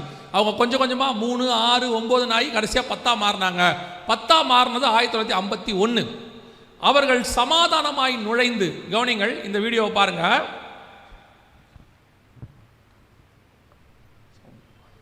வரலையா? இல்லையா? ஏன் ஆடியோ வராது? சரி, நீங்கள் ஊமை படம் பாருங்க. அவர் என்ன சொல்றாரு அப்படின்னு கேட்டீங்கன்னா, கவனிங்க, அவர் இங்கிலீஷில் சொல்றாரு. நான் சொல்றேன் அவர் என்ன சொல்றாருன்னு. நம்புங்க. இன்னும் கொஞ்சம் பேர், ஏன்னா நம்மளாம் தோமா மூலிமா சுவிசேஷம் கேட்டு வந்தவங்க, கொஞ்சம் சீக்கிரத்தில் நம்ப மாட்டோம் நம்மளால். அவர் என்ன சொல்கிறாருன்னா, 2012க்கான சமாதானத்துக்கான நோபல் பரிசு ஐரோப்பியன் யூனியனுக்கு வழங்கப்படுகிறது அப்படின்னு சொல்கிறார். 2012 the Nobel Prize awarded to European Union அப்படின்னு சொல்கிறார். இதில் என்ன ஆச்சரியம்னு கேட்டிங்கன்னா, இந்த சமாதானத்துக்கான நோபல் பரிசு இதுவரைக்கும் எந்த அரசாங்கத்துக்கும் கொடுக்கப்பட்டதே கிடையாது. இதுவரைக்கும் மனுஷனுக்கு தான் கொடுக்கப்பட்டிருக்கு. மனுஷனுக்கு மட்டும்தான் தருவாங்க. இதுவரைக்கும் எந்த அரசாங்கத்துக்கும் தரல. இதான் ஃபர்ஸ்ட் டைம் ஒரு அரசாங்கத்துக்கு சமாதானத்துக்கான நோபல் பரிசு கொடுக்கப்பட்டது. நோபல் பரிசு ஆரம்பித்த வரலாறுலேருந்து ஃபஸ்ட்டிலேருந்து ஏறக்குறைய 100 வருஷமாக அது இன்ன வரைக்கும் எந்த ஒரு மனுஷனுக்கு தான் தந்திருக்கிறாங்க, இந்த அரசாங்கத்துக்கு தரல. இதுதான் ஃபர்ஸ்ட் டைம். கர்த்தர் சொன்னபடி ஒரு எண்ணி முடியாத பலத்த ஜாதி, வெள்ளைக்கலர் குதிரை சமாதானமாய் நுழைந்து ராஜ்யத்தை கட்டிக்கொள்ளக்கூடிய அரசாங்கம் புறப்பட்டுருச்சு. இவர்கள் இன்னைக்கு உலகத்தில் மிகப்பெரியதான அரசாங்கமாக வளர்ந்திருக்கிறார்கள். ஆண்டவர் சொன்னபடி துல்லியமாய் நம் கண்களுக்கு முன்பாக கடைசி காலத்தில் வரவேண்டிய அரசாங்கம், கவர்மெண்ட் எழும்பி விட்டது. 100% நம் கண்களுக்கு முன்பாக எழும்பிருச்சு. 1951 ஆரம்பிச்சு 2012 சமாதானத்துக்கான நோபல் பரிசு வாங்கி இன்னைக்கு உலக வல்லரசாக இவர்கள் தான் மாறி, இதில் வரக்கூடிய கடைசி ராஜா தான் அந்தி கிறிஸ்து. அவன் வருவதற்கு முன்பதாகத்தான் உங்களையும் என்னையும் மீட்க வருவேன் என்று இயேசு வாக்கு பண்ணி இருக்கிறார். அல்லேலூயா. அந்த கிறிஸ்துவின் வருகை மிக சமீபம்னு சொல்றதுக்கு முன்னாடி இவங்க வரணும். இந்த அரசாங்கத்தில் கடைசியா அந்தி கிறிஸ்து வரணும். லாஸ்ட் பர்சன், லாஸ்ட் கிங், அவன் வரத்துக்கு முன்னாடி தான் ஆண்டவர் வரணும். இப்போ இந்த கவர்மெண்ட் வந்துருச்சு. நம்ம கண்களுக்கு முன்பாக எழும்பி இருக்கிறது 10 நாடுகள் கூட்டமைப்பு, ஐரோப்பியன் யூனியன். வேதம் சொன்னபடி துல்லியமாய் தீர்க்க தரிசனம் நிறைவேறி விட்டது. இப்போ இந்த கவர்மெண்ட் தான் அது அப்படிங்கிறதுக்கான என்ன ப்ரூஃப் அப்படிங்கிறதா நாம் என்ன செய்ய போகிறோம், இப்பொழுது பார்க்க போகிறோம். கவனிங்கள், இந்த 10 நாடுகள் கூட்டமைப்பு இப்போ என்ன, இதான் யூரோப்பியன் யூனியன். நீங்கள் பார்க்குறது இந்த 10 நாடுகள் யார் யாரெல்லாம் இருக்கிறாங்க அப்படின்னு நீங்கள் பார்க்கணுன்னா, இவங்க தான் அந்த 10 நாடுகள். இதில் இருக்கக்கூடியவங்க. ஒருவேளை நீங்கள் கேட்கலாம், யூரோப்பியன் யூனியனில் 28, 29 நாடு இருக்குதே, நீங்கள் 10 நாடுன்னு சொல்கிறீங்களே எப்படி? ஒருவேளை நீங்களாம் உட்காந்து இந்த கூகுள் போட்டு பார்த்துருவீங்க, நெட் உட்காந்து. நான் ஒரு மீட்டிங்க்கு போயிருந்தேன், பின்னாடி ஒரு 10 பசங்க உட்காந்து அவனுக்கு பாட்டு ஃபோன் பார்த்துக்கிட்டே இருந்தாங்க. எனக்கு இந்த மீட்டிங்கில் ஃபோன் பார்த்தா கொஞ்சம் கோவம் வரும். என்னடா செய்தி கேட்காம ஃபோன் பார்க்குறாங்களேன்னு. அவங்க உட்காந்து ஃபோன் பார்த்துட்டு இருந்தாங்க. சரி விட்டுட்டேன். முடிஞ்ச பிறகு வந்தோடனே அந்த 10 பேரை வந்தாங்க. நீங்கள் சொல்கிறதெல்லாம் கரெக்டாக தான் இருக்குது அப்படின்னு. நான் என்ன இவனுங்க சர்டிஃபிகேட் கொடுக்குறானுங்கன்னு எப்படி தம்பி சொல்கிறேன்னு. இல்லை, எல்லாத்தையும் உட்காந்து பார்த்துக்கிட்டு இருந்தோம், எல்லாம் கரெக்டாக தான் இருக்குது. மாற்றி சொல்லக்கூட முடியாது போல். இப்போ எல்லாம் கூகுள் பண்ணி வச்சுருக்கிறான். அதில் வேற ஒவ்வொன்றையும் செகண்டுக்கு செகண்ட் பார்த்துட்றாங்க. அதனால் நீங்கள் இப்போ பாருங்கன்னு சொல்லலை, நம்புங்கன்னு சொல்கிறேன். 10 நாடுகள் கூட்டமைப்பு இன்றைக்கும் இருக்குது. ஆனால் அது நீங்கள் பார்க்கணுன்னா எப்படி போய் பார்க்கணும்? வெஸ்டர்ன் யூரோப்பியன் யூனியன் போடணும். WEU அப்படின்னு போட்டிங்கன்னா இந்த 10 நாடுகள் அங்கே இருக்கும். நீங்கள் நினைக்கக்கூடியதான அந்த 10 நாடுகள் இப்போ யாராக இருக்கிறாங்க அப்படின்னு பார்த்தீங்கன்னா இவங்க தான் அந்த 10 நாடுகள். இவங்க தான் அந்த 10 நாடுகளாக இருக்கிறாங்க. இவங்களில் வந்து Germany, Spain, France, Portugal, Switzerland, England, Italy, இப்போது பெல்ஜியம், லக்சம்பர்க், நெதர்லாந்து, ஒரு 3 நாடு இருக்குது. இவங்கெல்லாம் சேர்ந்து இன்றைக்கி என்னவா இருக்கிறாங்கன்னா இந்த ஐரோப்பா யூனியன் என்று சொல்லி வந்திருக்கிறார்கள். நம் கண்களுக்கு முன்பாக இவர்கள் தங்கள் ராஜ்யபாரத்தை கொண்டு வந்து விட்டார்கள். இவங்க தான் அந்த 10 நாடுகள் கூட்டமைப்பு. இவங்கள தான் நீங்கள் வெஸ்டர்ன் யூரோப்பியன் யூனியன் அப்படின்னு சொல்லி நீங்கள் போய் பார்க்க முடியும். கர்த்தர் சொன்னபடி கடைசி ராஜ்யம் எழும்பிருச்சு. இப்போ இவர்கள் எப்படி உலகத்தை தங்கள் கண்ட்ரோல் கீழே கொண்டு வந்து 7 வருஷம் உலகத்தை உபத்திரவ காலமாக நடத்துவார்கள். அந்தி கிறிஸ்துவின் ஆட்சி அவன் வந்து நடத்துவான் 7 வருஷம் உபத்திரவமாக. அதுக்கு முன்னாடி இவர்கள் செய்ய வேண்டியதெல்லாம் என்ன? ஏன்னா வெளிப்படுத்தல் 17, 12, 13 இந்த 10 பேர் முன்னாடியே வந்துருவாங்க, வந்து ரெடி பண்ணி அவன் கையில் எல்லாத்தையும் கொடுப்பாங்க அப்படின்னு இருக்கு. வாசிங்க வெளிப்படுத்தல் 17, 12 வாசி. நீ கண்ட 10 கொம்புகளும் 10 ராஜாக்களாம், இவர்கள் இன்னும் ராஜ்யம் பெறவில்லை. அப்போ வசனம் எழுதும் போது இன்னும் ராஜ்யம் பெறவில்லை. இவர்கள் மிருகத்துடனே கூட 1 மணி நேரம் அளவும் ராஜாக்கள் போல அதிகாரம் பெற்றுக் கொள்கிறார்கள். இவர்கள் ஒரே யோசனை உள்ளவர்கள். நல்லா கவனிங்க, இவர்கள் எல்லாரும் என்னது? ஒரே யோசனை உள்ளவர்கள். இந்த வசனத்தை லைன் பை லைனா இப்ப நம்ம பார்க்க போறோம். இவர்கள் எல்லோரும் எப்படி இருக்கிறார்கள்? ஒரே யோசனை உள்ளவர்களாக இருக்கிறார்கள். அப்படின்னு பார்த்தீங்கன்னு சொன்னா இந்த 28 நாடுகளும் 1951க்கு முன்னாடி தனித்தனியாக இருந்தார்கள். ஐரோப்பாக்குள்ள ஏறக்குறைய 28, 29 நாடுகளாக தனியாக இருந்தாங்க. 51ல் 10 நாடாக மாறினாங்க. அதற்கு பிறகு மற்ற நாடுகள்லாம் இணைய தொடங்கிச்சு. ஆனால் தொடங்கின பிறகு இவங்க சொல்லிட்டாங்க, நாங்கள் 10 நாடுகளாக தான் தலைமையாக இருப்போம், மற்றவங்கெல்லாம் எங்களுக்கு கீழே தான் இருக்கணும் அப்படின்னு சொல்லி அந்த வீட்டோ பவர் மாதிரி ஒரு 10 நாடுகள் தலைமையில் உட்காந்துக்கிட்டாங்க. அவங்க தான் அந்த 10 நாடுகள். இதை பற்றியும் தானியேல் 2:41 முதல் 44 வசனத்தை நீங்கள் வாசிக்கும் போது இவர்கள் மற்ற மனுஷரோட சம்பந்தம் கலப்பார்கள். 43 இருக்கு, மற்ற மனுஷரோட சம்பந்தம் கலப்பார்கள், ஆகிலும் களிமண்ணோடு கூட இரும்பு கலவாதது போல இவர்கள் ஒருவரோடு ஒருவர் ஒட்டி கொள்ளாதிருப்பார்கள் அப்படின்னு இருக்கு. இவங்க 10 பேர் தனியாக இருப்பாங்க, மற்ற ஒரு 19 பேர் இவங்களோட சேர்ந்து இருக்கிறாங்க. அத்தனை பேரும் இணைஞ்சிருப்பாங்க, ஆனால் இந்த 10 மட்டும் தனியாக இருக்கும். அதான் இவர்கள். ஆனால் இவர்கள் அத்தனை பேரும் ஒரே யோசனை உள்ளவர்கள். 2000 அந்த ஒரே யோசனை உள்ளவர்கள் என்பதற்கான மிக முக்கியமான முன்னெடுப்பு நடந்துச்சு. 2001 அது நடந்துச்சு. என்னன்னு கேட்டால் அந்த 29 நாடுகளுக்குள்ள 28 நாடுகளுக்குள்ள ஒரு கரன்சி கொண்டு வந்தாங்க. 1 கரன்சி அப்படின்னு கொண்டு வந்தாங்க. இந்த 1 கரன்சி அப்படின்னா என்ன அப்படின்னு கேட்டீங்கன்னு சொன்னால் 28 நாட்டுக்கும் ஒரே பணம் சாத்தியமே கிடையாது. இப்போ இந்தியாவும் ஸ்ரீலங்கா, பாகிஸ்தான் 3 பேரும் ருபீஸ் அதான் யூஸ் பண்ணுறோம். ஆனால் இந்தியா ருபீஸ் வேல்யூ ஜாஸ்தி. ஸ்ரீலங்கா நம்மளை விட 3.5 மடங்கு கீழே இருக்குது. பாகிஸ்தான் 1.5-2 மடங்கு கீழே இருக்குது. ஆனால் 3மே ருபீஸ் தான் பேர். ஆனால் இது 3ஐயும் இணைக்கலான்னு கேட்டால் 3 நாடு ஒத்துக்காது. நாங்கள் எங்கள் கரன்சி என்ன பண்ணிக்கிறோம் வச்சுக்கிறோன்னு சொல்லுவாங்க. ஆனால் இந்த 28 நாடுகளும் வெவ்வேறு நிலையில் இருந்தவங்க. ஒரு பிரான்ஸோடைய ஃப்ராங்க்னு சொல்லுவாங்க, அப்புறம் ஜெர்மனியில் வந்து மார்க்கும்பாங்க, இட்டாலியில் ரூஃபுல்னு சொல்லுவாங்க. இவங்க எல்லாம் ஒவ்வொரு காலகட்டத்தில் இருந்தவங்க, வெவ்வேறு வேல்யூ. ஆனால் இவங்க அத்தனை பேரும் சேர்ந்து ஒத்துக்கிட்டாங்க, நாங்கள் ஒரே வேல்யூவாக ஒரு பணத்தை உண்டாக்க ரெடியாக இருக்கிறோம் அப்படின்னு சொல்லி. அதுதான் 2001 நடந்துச்சு. இவர்கள் ஒரே யோசனை உள்ளவர்கள். இதை வந்து நீங்கள் கற்பனை கூட பண்ண முடியாது, கற்பனையே பண்ண முடியாது. இப்போ நம்ம மாநிலங்களுக்குள்ளேயே பாருங்க, எல்லாருக்கும் ஒரே காரியத்தை கொண்டு வருவதற்கு மத்திய அரசாங்கம் அவங்க என்னதான் முயற்சி பண்ணாலும் ஒவ்வொருத்தரும் ஒவ்வொரு விதமான கல்ச்சர்லேருந்து வந்திருக்கிறோம். ஒவ்வொருத்தருக்கும் ஒவ்வொரு பேக்ரவுண்ட் இருக்குது. நம்மளால் ஒன்றா இணைஞ்சு என்ன செய்ய முடியாது, பண்ண முடியாது, சாத்தியம் கிடையாது. ஆனால் இவர்கள் அப்படி அல்ல, ஒரே யோசனை உள்ளவர்கள். 28 நாடு, 28 கல்ச்சர், 28 பாரம்பரியம், பின்புலம், மணி வேல்யூ, ஏற்ற காரியங்கள் எல்லாம் இருக்குது. இதில் சில காரியங்கள்லாம் எக்கானமியிலே பயங்கர ஸ்ட்ராங், சில நாடுகள் எக்கானமி ஒன்றுமே கிடையாது. ஆனாலும் இவர்கள் ஒன்றாக இருப்பதற்கு ஒத்துக்கொண்டார்கள். ஒரே யோசனை உள்ளவர்கள். வேதம் சொன்னபடி இந்த ஒரே யோசனை உள்ளவர்கள் வந்துட்டாங்க. அது மட்டுமல்ல, இவங்களுக்குள்ள 28 நாட்டுக்கும் ஒரே எல்லை, பவுண்டரி. இப்போ பாருங்க, நம்ம வண்டி இருக்குது, தமிழ்நாடு வண்டி. கர்நாடகாக்குள்ளேயே கேரளாக்குள்ளேயே போனீங்கன்னா அங்கே இருக்கிறவங்க நம்ம கொடுக்குற மரியாதையே வேற மாதிரி இருக்கும். தமிழ்நாடு வண்டியை பார்த்தா ஒரு மாதிரி மோதிரா மாதிரி தான் வருவாங்க. நம்ம பண்ணுறதில்ல அது. இங்கே நான் நிறைய மாநிலங்களுக்கு போகிறதுனால சொல்கிறேன்.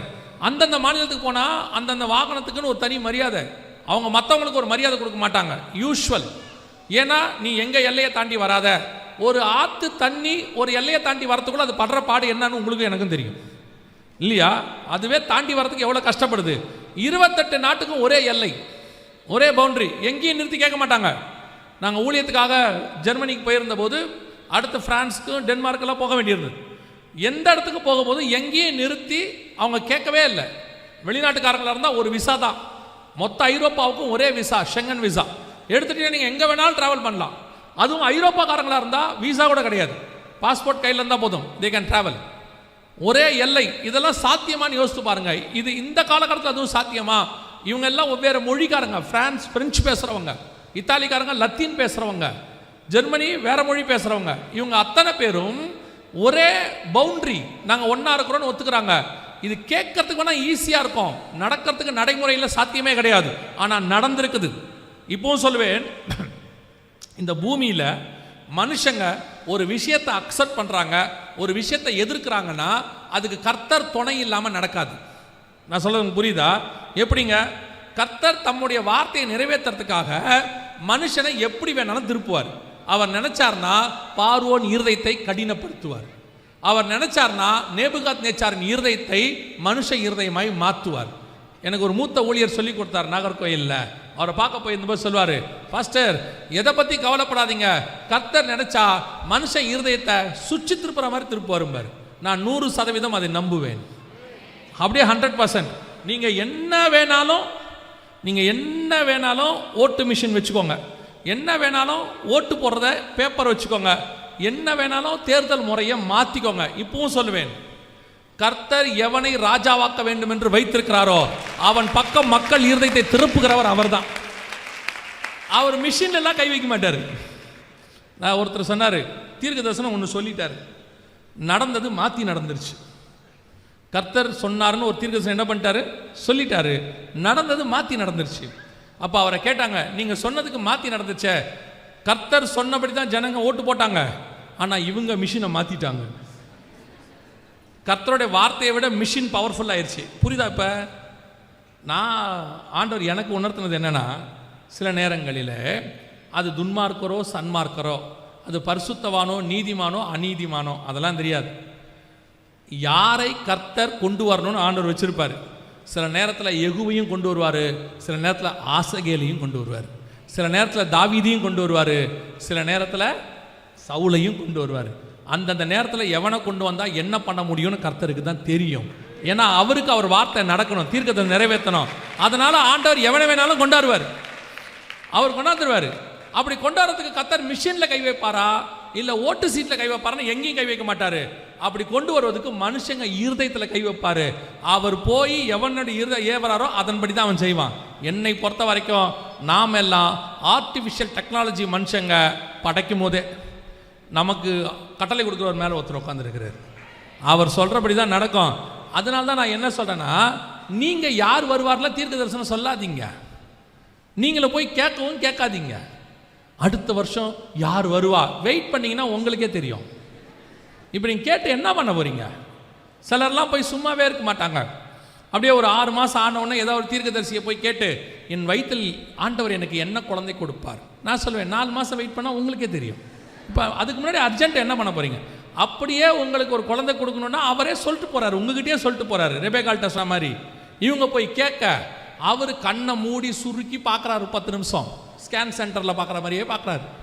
அப்படி ஒரு தீர்க்கதரிசி சொல்லிட்டார். அப்படியே கண்ணை மூடி சுருக்கி அப்புறம் கடைசியாக சொன்னார், பிள்ளை குப்புறப்படுத்துறதுக்கு என்னன்னே தெரிலன்ட்டார். அப்படி ஒரு தீர்க்கதரிசனம் உங்களுக்கு தேவையா? தேவையில்லை தானே. அப்போ ஒரு தீர்க்கதரிசி எனக்கு பர்சனலாக எனக்கு தெரிஞ்ச ஒருத்தர்கிட்ட சொல்லிட்டார், யோசேப்பை போல உனக்கு ஒரு ஆண் மகனை கர்த்தர் தருகிறார் அப்படின்ட்டு. பிறந்தது பெண். இப்போ அவரை போய் கேட்டாங்க, என்ன பிரதர் யோசேப்புன்னு சொன்னீங்க, குழந்தை பெண் குழந்தை பிறந்திருக்க, ஜோசஃபின்னு வச்சுக்கோ, ஜோசஃபின்னா மாற்றிக்க, அவ்வளோதானே முடிஞ்சிருச்சுன்னார். இந்த மாதிரி தீர்க்க தரிசனம் உங்களுக்கு தேவைப்படாது. அந்த மாதிரி நல்ல தீர்க்க தரிசியை கெடுக்கிறது யாருன்னா நீங்கள் தான். சும்மா இருக்கிறவரை போய் சுரண்டாதீங்க. ஆண்டவர் என்னை பற்றி என்ன சொல்கிறாரு அப்படிலாம் கேட்காதீங்க. அதினதின் காலத்தில் அவர் நேர்த்தியாய் செய்வார். உங்களுக்கு பர்சனலி ஒரு விஷயம் தேவைப்படுதுன்னா நான் சொல்கிறேன், இருக்கிறதுலேயே பெஸ்ட் தீர்க்கதரிசி பரிசுத்த ஆவியானவர் உங்களுக்குள்ளே இருக்கிறார். வரும் காரியங்களை குறித்து பேசுவார். இருக்கிறதுலேயே பெஸ்ட் தீர்க்க தரிசன புஸ்தகம் உங்க கையில் இருக்கிற பரிசுத்த வேதாகமம். இதை மாதிரி சமயத்துக்கு ஏற்ற வார்த்தையை கொடுக்குற ஆண்டவர் உலகத்திலே யாரும் கிடையாது. நீங்கள் அதையும் விட்டுறீங்க, பைபிளையும் விட்டுறீங்க, ஆவியானவர்ட்டையும் கேட்கறதில்ல. சரி, அது கூட முடியல, நேராக சர்ச்சுக்கு வந்துருங்க. இங்கேயாவது வந்து உட்காருங்க. இங்கேயாவது ஆவியானவர் உங்களோடு கூட பேச வல்லமை உள்ளவராக இருக்கிறார். ஏன்னா சபையில் ஆவியானவர் சொல்லுகிறதை காது உள்ளவன் இங்கேயாவது கர்த்தர் பேசுவார். இல்லைங்க சபைக்கு ஒரு சிலருக்குலாம் ஒரு பெரிய கிருபை இருக்குது. இல்லைங்க நான் சபைக்கு போனால் எனக்கு தூக்கமாக வருதுங்கிறான். அது ஒரு பெரிய ஆசீர்வாதம். அது எப்படி நடக்குதுன்னு எனக்கும் தெரியல. இல்லை, அது எப்படி குளிச்சு ரெடியாகி பவுடர் போட்டு உங்களுக்கு இங்கே வந்து தூக்கம் வருது? அதுவும் பெந்தகோஸ்தே சபைக்குள்ளே எப்படி தூக்கம் வருது? ஆரம்பித்த நிமிஷத்துலேருந்து முடிகிற வரைக்கும் சவுண்டு போட்டுக்கிட்டே இருக்கிறோம். சில சபைகளையாவது நடுவில் சவுண்டு இருக்காது, நாங்கள் விடாமல் போடுறோம். நடுவில் வேற அல்லேலூயா சொல்லு அல்லேலூயா சொல்லு. இதுக்கு நடுவில் ஒரு ஆள் தூங்குது பாருங்க. இல்லை, சிலர்லாம் சொல்கிறாங்க எனக்கு சவுண்டு கேட்டால் தூக்கமே வராதுன்னு. இவங்க எப்படி இங்கே கூட்டு வரணும், வந்து காட்டணும். பாருங்க, ஒரு அம்மா வந்து ஒரு பாஸ்டர்கிட்ட சொன்னாங்களா, புதுசாக வந்திருக்காங்க சர்ச்சுக்கு. ஐயா, ஒருத்தர் சொல்லி தான் இந்த சர்ச்சுக்கு வந்தேன், கர்த்தர் எனக்கு பெரிய ஹீலிங் பண்ணிட்டாரு, என் வியாதி சுகமாயிருச்சு, எனக்கு ஒரு சாட்சி சொல்ல நேரம் கொடுங்கன்னு. அந்த அம்மாவை எழுந்திரிச்சு மைக்கு, பாஸ்டரும் புதுசாக வந்திருக்காங்க மைக்கு கொடுத்துட்டாரு. அந்த அம்மாவை எழுந்திரிச்சு நான் வந்தேன், கர்த்தர் எனக்கு பெரிய சுகத்தை கொடுத்தாரு, கர்த்தருக்கு சோத்திரம்னு. சும்மா இல்லாமல் பாஸ்டர் எதுலேருந்து சுகம் கொடுத்தாருன்னு சொல்லுங்கம்மா அப்படின்னு சொல்லியிருக்காரு. இப்போ அந்த அம்மா சொல்லியிருக்கு, எனக்கு 20 வருஷமாக தூக்கமே வராது, எல்லா டாக்டரையும் பார்த்துட்டேன், எவ்வளவோ செஞ்சுட்டேன், எனக்கு தூக்கமே வரல. ஐயா பிரசங்கம் பண்ண ஆரம்பிச்சாரு, அப்போ தூங்கினவன் தான் நான். ஐயா முடிக்கும் போது தான் எழுந்திரிச்சேன், இனி வாரம் இங்கே தான் வருவேன்னு சொல்லிச்சு. எதுக்கு சொல்ற, இந்த மாதிரி நீங்கள் சபையில் வந்து தூங்கினா கூட நான் சொல்கிறேன், ஒருவேளை தூங்கிட்டீங்கன்னா கூட சொப்பனத்திலேயாவது ஆவியானவர் உங்களோடு கூட பேச வல்லமை உள்ளவராக இருக்கிறார். இவ்வளத்தையும் விட்டுட்டு ஆளை தேடி ஓடுறிய, என்னை பற்றி ஆண்டவர் என்ன சொல்கிறாருன்னு கேட்கறதுக்கு. நல்லா கவனிச்சு கொள்ளுங்க, தீர்க்க தரிசனத்தின் தேவனும் தீர்க்க தரிசனத்தை உரைத்ததை சொன்னபடி சொல்லுகிற ஆண்டவரும் நம் கண்களுக்கு முன்பாக இருக்கிறார். அல்லேலூயா. 28 நாட்டு மக்களுடைய இருதயத்தை ஒருமித்து மாற்றினார். அத்தனை பேர் ஒத்துக்கிட்டாங்க. அத்தனை பேர் ஒரு கவர்மெண்ட், ஒரு பண மதிப்பு, ஒரு அரசாங்கம், ஒரு எல்லை எல்லாம் வந்துருச்சு கர்த்தர் சொன்னபடி. ஒரு காலகட்டத்தில் யூரோ உலகத்தினுடையதான மைய பணமாய் மாறும். இன்னைக்கு அமெரிக்கா பணம் இருக்கு, யூரோ தான் மாறும். இதை ஆவியானவர் உணர்த்தினார். பல நேரங்களில் நாங்கள் சொல்லிக்கொண்டே வந்தோம். அப்போ திடீர்னு பார்த்தீங்கன்னா பிரிக்ஸ்னு ஒரு பண மதிப்பு வந்திருக்குது. எத்தனை பேர் கேள்விப்பட்டிருக்கிறீங்க பிரிக்ஸ்? நீங்கள் யாருமே உலகத்துக்குள் போகாமல் சீனாய் மலைக்குள்ளேயே இருக்கிறவர்கள் என்று நான் நினைக்கிறேன். ஒருத்தருக்கும் தெரிலன்னு கை தூக்குங்க. பிரிக்ஸ் பண்ணுற ஒரு பண மதிப்பு உலகத்தில் இருக்குது. எத்தனை பேருக்கு தெரியும்? இயேசுவே, இப்போ நான் எப்படி உங்களுக்கு இதை எக்ஸ்பிளைன் பண்ணுறது? நான் கோயில்பட்டி பக்கத்தில் ஒரு ஊழியத்துக்கு போயிருந்தேன்.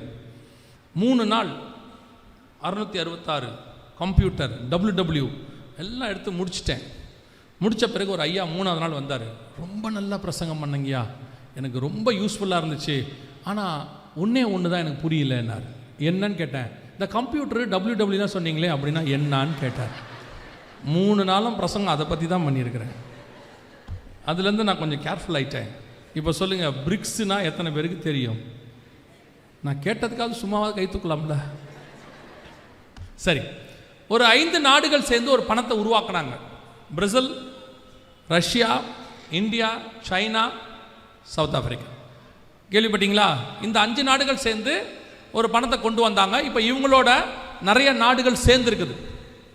நிறைய நாடுகள் சேர்ந்து பிரிக்ஸ் அப்படின்னு கொண்டாந்து இப்போ பிரிக்ஸ் தான் ரொம்ப ஸ்ட்ராங்காக ஆகிற மாதிரி எல்லாரும் சொன்னாங்க.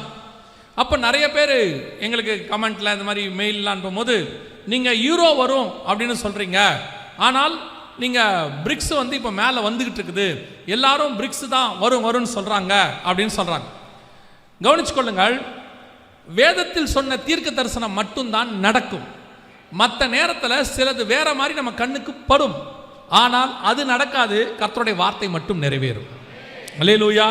நாம் அதுக்கு பொறுமையோட காத்திருக்கணும். தாமதித்தாலும் அது நிறைவேறும், தரிசனம் நிறைவேறும். இப்போ இந்த வசனத்தின்படி யூரோ தான் வரணும், மேலே வரணும். ஏன்னா 10 நாடுகள் கூட்டமைப்பு. பிரிக்ஸில் 10 நாடுகள் கூட்டமைப்பு கிடையாது. அது பேரே பாருங்க பிரிக்ஸ், 5 நாடு தான் இருக்கு. அப்படி இருக்கும்போது அது வராது, மேலே உலகத்தை ஆளுகிற பணமாக வராது. அப்போ ஒரு சிலர்லாம் வேற என்ன வரும், மாற்று கரன்சி. வெளிப்படுத்தல் 17:13 வாசிங்க. இவர்கள் ஒரே யோசனை உள்ளவர்கள், தங்கள் வல்லமையும் அதிகாரத்தையும் மிருகத்திற்கு கொடுப்பார்கள். அங்க வல்லமை அதிகாரம் அப்படின்னு இருக்குது இல்லையா? வல்லமை அதிகாரம் அப்படின்னா உலகத்துக்கு ஒரு வல்லரசா மாறணும்னா 2 இருக்கணும் ஒரு நாட்டுக்கு, படபலம் பனைபலம். பணபலம் படைபலம் அப்படி 2 சொல்லுவாங்க. ஒரு வல்லரசு ஆகணும்னா கரன்சி எக்கானமி ஸ்ட்ராங்காக இருக்கணும், ஒரு பக்கம் இராணுவம் ஸ்ட்ராங்காக இருக்கணும். அமெரிக்கா இதுதான் ஸ்ட்ராங் எக்கானமி, அமெரிக்கா டாலர். இன்னொரு பக்கம் அமெரிக்காவுடைய இராணுவ பலம், இது 2ம் ஸ்ட்ராங். ஹிரோஷிமா நாகசாக்கியில் குண்டு போட்டாங்க, அதிலிருந்து அமெரிக்க இராணுவத்தை கண்டா எல்லாருக்கும் பயம். 1931 அமெரிக்க கரன்சி பயங்கர வேல்யூ ஸ்ட்ராங் ஆயிடுச்சு. அது வரைக்கும் இங்கிலாந்து டாலர் வெள்ளக்காரந்து தான் இருந்துச்சு. திடீர்னு அமெரிக்கா மேலே வந்துருச்சு. இன்னைக்கு வரைக்கும் அமெரிக்க டாலர் தான் இருக்கு. அதனால இப்போ என்னன்னு கவனிச்சிங்கன்னா, அமெரிக்காவுடைய வல்லரசுன்றதுக்கு இது 2 தான் முக்கியம். அப்போ யூரோ எழும்பி வருது. வல்லரசா மாறணும்னா யூரோவுடைய கரன்சி மேலே வரணும், அப்போதான் அது வல்லரசா மாறவே முடியும். திடீர்னு பார்த்தீங்கன்னா 2008 சொல்கிறோம், திடீர்னு இப்போ பார்த்தீங்கன்னா அமெரிக்கா மொத்தம் டவுன், அமெரிக்காவுடைய எக்கானமி ஃபுல்லாக அவுட்டு. அதுவும் இந்த வருஷம் 2025 மே மாதம் 100% கொலாப்ஸ். அவங்க என்ன சொல்லியிருக்கிறாங்கன்னா, இதை இப்போ வெளிப்படையா, ஆனால் ஃபைனான்ஷியல் டைம்ஸோ ஏதோ ஒரு பத்திரிகையில் வந்திருக்கு, ப்ரூஃப் இருக்கு. அவன் சொல்லியிருக்கான் அமெரிக்கா முழு கொலாப்ஸ், இனி அமெரிக்காவை எக்கானமியில் காப்பாற்ற முடியாது, அவ்வளோதான். இன்னும் ட்ரம்ப்பு அவங்களுக்கு டாரிஃப் போடுறேன், இவங்களுக்கு வரி போடுறேன்னு சொல்ல அமெரிக்கா இன்னும் கொலாப்ஸ் ஆயிடுச்சு. அமெரிக்க மக்களே போராட்டம் நடத்த தொடங்கிட்டாங்க. ஏன்னா அமெரிக்காவுடைய கரன்சி மொத்தம் அவுட்டு. இதைத்தான் நாங்கள் 2008 சொல்கிறோம், அமெரிக்கா விழும், கரன்சி கீழே விழும், அதற்கு மாற்றாக யூரோ வரணும். ஆனால் பிரிக்ஸ் வருது, அது வருது, இது வருதுன்னு சொல்லிகிட்டே இருக்கிறாங்க. இப்போ 2025 மே மாதம் இந்த யூரோப்பியன் பேங்க்குடைய சீஃப் இருக்காங்க, அவங்க என்ன சொல்லியிருக்கிறாங்க பாருங்க. இது அவங்க சொன்னது. இவங்க என்ன சொல்லியிருக்காங்கன்னு கேட்டிங்கன்னா, இசிபின்னு சொல்லுவாங்க, யூரோப்பியன் அந்த பேங்க்குடைய சீஃப். இவங்க சொல்லியிருக்கிறாங்க, euro has chance to challenge US dollar as world's reserve currency. அதாவது ஐரோப்பாவுக்கு தான் அந்த வாய்ப்பு இருக்கிறது அமெரிக்காவுக்கு மாற்று பணமாக வருவதற்கு. நல்லா கவனிங்க, இதை யூரோவா பார்க்கக்கூடாது. வரப்போகிற சர்வாதிகாரியின் ஆட்சியினுடைய வல்லமை தொடங்குது. பணபலம் அதிகாரம், அந்த வல்லமை, உலகத்தின் வல்லமை அவங்க கண்ட்ரோலுக்கு போகுது. இன்னைக்கு எல்லாம் யூரோப்பியன் யூனியனுக்குள்ள போகுது. இங்க என்ன சொல்லுது பாருங்க, இது இந்தியன் எக்ஸ்பிரஸ்ல வந்தது. இது என்ன சொல்லுது பாருங்க, why is the euro rising against the US dollar? BRICS இல்ல யூரோ. திருப்பியும் சொல்ற விசுவாசிகளுக்கு நல்லா புரிஞ்சுக்கொள்ளுங்க, அமெரிக்காவுடைய பலமான பணம் விழத் தொடங்குகிறது, அதற்கு மாற்றாக யூரோ பணம் எழும்புகிறது. அதாவது ஆண்டவர் சொன்ன 10 நாடுகள் கூட்டமைப்பினுடைய வல்லமை எழும்புகிறது, அந்தி கிறிஸ்துவின் ஆட்சிக்கான பலம். இனி எந்த நாடும் அதுக்கு முன்னாடி நிற்க முடியாது. எப்படி 2ஆம் உலக யுத்தம் முடிஞ்சு அமெரிக்காவானது மேலே ஏறி வந்துச்சோ, அதே மாதிரி தான் இப்போ 3ஆம் உலக யுத்தம் போயிட்டு இருக்கு. ஆல்ரெடி ஸ்டார்ட் ஆயிடுச்சுன்னு மேற்கத்திய நாடுகளில் சொல்றாங்க. நம்ம நாட்டில் இன்னும் நடக்கல அப்படின்னு நம்ம நினைக்கிறோம், ஆனால் வெளிநாடுகளில் போகுதுன்னு சொல்றாங்க. அதன் அடிப்படையில் இப்பொழுது யூரோ எழும்பி மேலே வந்திருக்கிறது. கத்தர் சொன்ன வல்லமை உள்ள கடைசி சாம்ராஜ்யம் எழும்புது. இந்த யூரோப்பியன் யூனியன்ல கடைசியா வரக்கூடிய பிரசிடென்ட் அவன்தான் அந்தி கிறிஸ்துவாக இருப்பான். இதை விட வெளிப்படையா பைபிள்ல உள்ள வசனத்தை ஆவியானவர் விளக்கி தரவே முடியாது. எனக்கு தெரிஞ்சு நமக்கு ஆண்டவர் அவ்வளவு தெளிவாக சொல்லி கொடுத்திருக்கிறார். அல்லேலூயா. எரேமியா சொல்வாரு, நேபுகாத் நேச்சார்னு ஒரு ராஜா வரப்போறான், ஆலயத்தை பிடிக்க போறான், அப்புறம் சீலோவா மண்மேடுகளாகி போகும் எல்லாம் சொல்வார். ஆனால் ஜனங்கள் அதை பெருசாக எடுத்துக்கொள்ளலை. இந்த காலத்திலும் சபை அப்படிதான் இருக்கு. இதெல்லாம் நடக்குது கண்ணுக்கு முன்னாடி, ஆனால் சபை அதை நிர்விசாரமாய் எடுத்துக்கொள்கிறது. நம் கண்களுக்கு முன்பாக கர்த்தர் சொன்ன தீர்க்க தரிசனம் துல்லியமாய் நிறைவேற தொடங்கிவிட்டது. வல்லமை, அதாவது யூரோப்பியன் யூனியன் பணம், அடுத்த கவர்மெண்ட், உலகத்தை ஆளுகை செய்கிறவர்கள் வந்து விட்டார்கள். 2வது அந்த வெளிப்படுத்தல் 17-13 அடுத்து வாசிங்க பார்ப்போம். ஒரே யோசனை உள்ளவர்கள் இவர்கள் தங்கள் வல்லமையையும் அதிகாரத்தையும் மிருகத்திற்கு கொடுப்பார்கள். நல்லா கவனிங்க, தங்கள் வல்லமையையும் அதிகாரம்னா என்னன்னா அத்தாரிட்டி, அதுதான் படைபலம். உலகம் முழுக்க அமெரிக்கா தன் படைபலத்தை வச்சிருக்கு இப்போ. ஆனால் இன்னைக்கு அமெரிக்காவுடைய படைபலத்தை யாருமே மதிக்கிறதில்லை. கவனிச்சுக்கொள்ளுங்க, 1990களில் அமெரிக்காவுக்கு சம்மந்தமே இல்லை, சதாம் ஹுசேன் குவைத் மேலே ஏதோ பண்ணார், உடனே அமெரிக்கா உள்ளே இறங்கி அடிச்சிச்சு. அமெரிக்கானா பயம், யாரும் வரமாட்டாங்க. இன்னைக்கு யோசிச்சு பாருங்க, அமெரிக்காவை ஹவுத்தீஸ் அடிக்கிறாங்க, அமெரிக்காவை ஈரான் அடிக்குது, திருப்பி அமெரிக்கா அடிக்கவே இல்லை. அமெரிக்கா அடித்ததுக்கு திருப்பி ஈரான் அடித்தது, அமெரிக்கா சமாதானமாக போகலாம் அப்படின்னு சொல்லுது. இதுதான் இன்னைக்கு அமெரிக்காவுடைய நிலைமை. நம் கண்களுக்கு முன்பாக ஒரு வல்லரசு விழும்புகிறது. நீங்கள் பார்ப்பீங்கல்ல, பார்வோன் அன்னைக்கு தன் சிங்காசனத்திலிருந்து விழுந்தான். சனகரிப்பை அவன் பிள்ளைகள் கொலை செய்து போட்டார்கள். நேபுகாத் நேச்சார் அந்த மண்ணிலே விழுந்தார், 7 வருஷம் கடந்தார். பெல்சாச்சார் அந்த ராத்திரியிலே கொலை செய்யப்பட்டான். இதெல்லாம் பைபிள் வாசிக்கிறோம்ல. அதே மாதிரி நம்ம கண்ணுக்கு முன்னாடி அமெரிக்கா விழுகிறது. அமெரிக்காவுடைய வீழ்ச்சி நம் கண்களுக்கு முன்பாக தெரிகிறது. சின்ன சின்ன நாடுகள்லாம் அடிக்குது. இப்போ ட்ரம்ப் பேசிக்கிட்டு தான் இருக்கிறார், அப்படி பண்ணுவேன் இப்படி பண்ணுவேன், எதுவும் பண்ணலை. 2025 ஜனவரியில் அவர் வந்தார், 20ஆம் தேதி வந்ததுலேருந்து அவர் சொன்ன எல்லாத்துல தான் அவர் வாபஸ் வாங்கிட்டார். இந்தியாவுக்கு அப்படி பண்ணுவேன், அவங்களுக்கு இப்படி பண்ணுவேன்னார், எல்லாத்தையும் வாபஸ். இப்போ கடைசியாக ஒரு மிரட்டி இருக்கிறாங்க. என்னன்னு கேட்டால், யாரெல்லாம் ரஷ்யா கூட சப்போர்ட் இருக்காங்களோ எல்லாருக்கும் டேக்ஸ் போட போகிறோம் அப்படின்னு ஒரு மிரட்டுறாங்க. அவங்க சொல்கிறாங்க எதுவும் செய்ய முடியல, ஏன்னா அவங்க பவர் போயிடுச்சு. இப்போவும் சொல்லுவேன், அத்தாரிட்டி அதிகாரம் என்பது கர்த்தருடைய அபிஷேகத்தினால் வருவது, கர்த்தர் கொடுக்கிற அதிகாரத்தினால் வருவதே ஒழிய சும்மா நீங்களே எடுத்துக்க முடியாது. பாருங்க, அத்தோனியா ராஜாவாகணும்னு ஆசைப்படுறாரு, எல்லாரையும் கூட்டிட்டாரு, பிரபுக்கள்லாம் அவர்கிட்ட வந்துட்டாங்க. ஆனால் தாவீது சாலமோனை தான் ராஜாவாக்குறாரு. இப்போ சாலமோன்ட்ட ஆளே கிடையாது, இங்கே அத்தோனியா கிட்ட பிரபுக்கள்லாம் இருக்கிறாங்க. ஆனால் வசனம் சொல்லுது, தாவீது சாலமோனை ராஜாவாக்கினான் என்று அவர்கள் கேள்விப்பட்ட போது அத்தனை பேரும் தங்கள் ஒட்டகங்கள் ஏறி புறப்பட்டு ஓடினார்கள். ஏன் பயந்தான்? சாலமோன் இத்தனைக்கு சின்ன பையன், ராஜா படுத்து கிடக்கிறாரு. அந்த வேர்ட் அத்தாரிட்டி எதில் வருதுன்னா, கர்த்தர் உங்களை அபிஷேகிக்கிறார்ல, அந்த அபிஷேகத்தில் தான் அந்த அத்தாரிட்டி வருது. நீங்கள் யாராக இருந்தாலும் சரி, அந்த அத்தாரிட்டி கர்த்தர் கொடுக்கறதுல வருது. அதனால தான் நீங்கள் லேவியராகமத்தில் வாசிக்கும் போது 21ஆம் அதிகாரத்தில் அவன் தலையின் மேல் 21:12 நினைக்கிறேன், வாசிங்க பார்ப்போம். அவன் தலையின் மேல் கர்த்தருடைய அபிஷேக தைலம் என்னும் கிரீடம் இருக்கிறது. இருக்கா? தன் பரிசுத்த ஸ்தலத்தை விட்டு புறப்படாமலும் பரிசுத்த ஸ்தலத்தை பரிசுத்த சூளைச்சல் ஆக்காமலும் குலைச்சல் ஆக்காமலும் இருப்பானாக. இங்கிலீஷ் மீடியமா? அப்பா.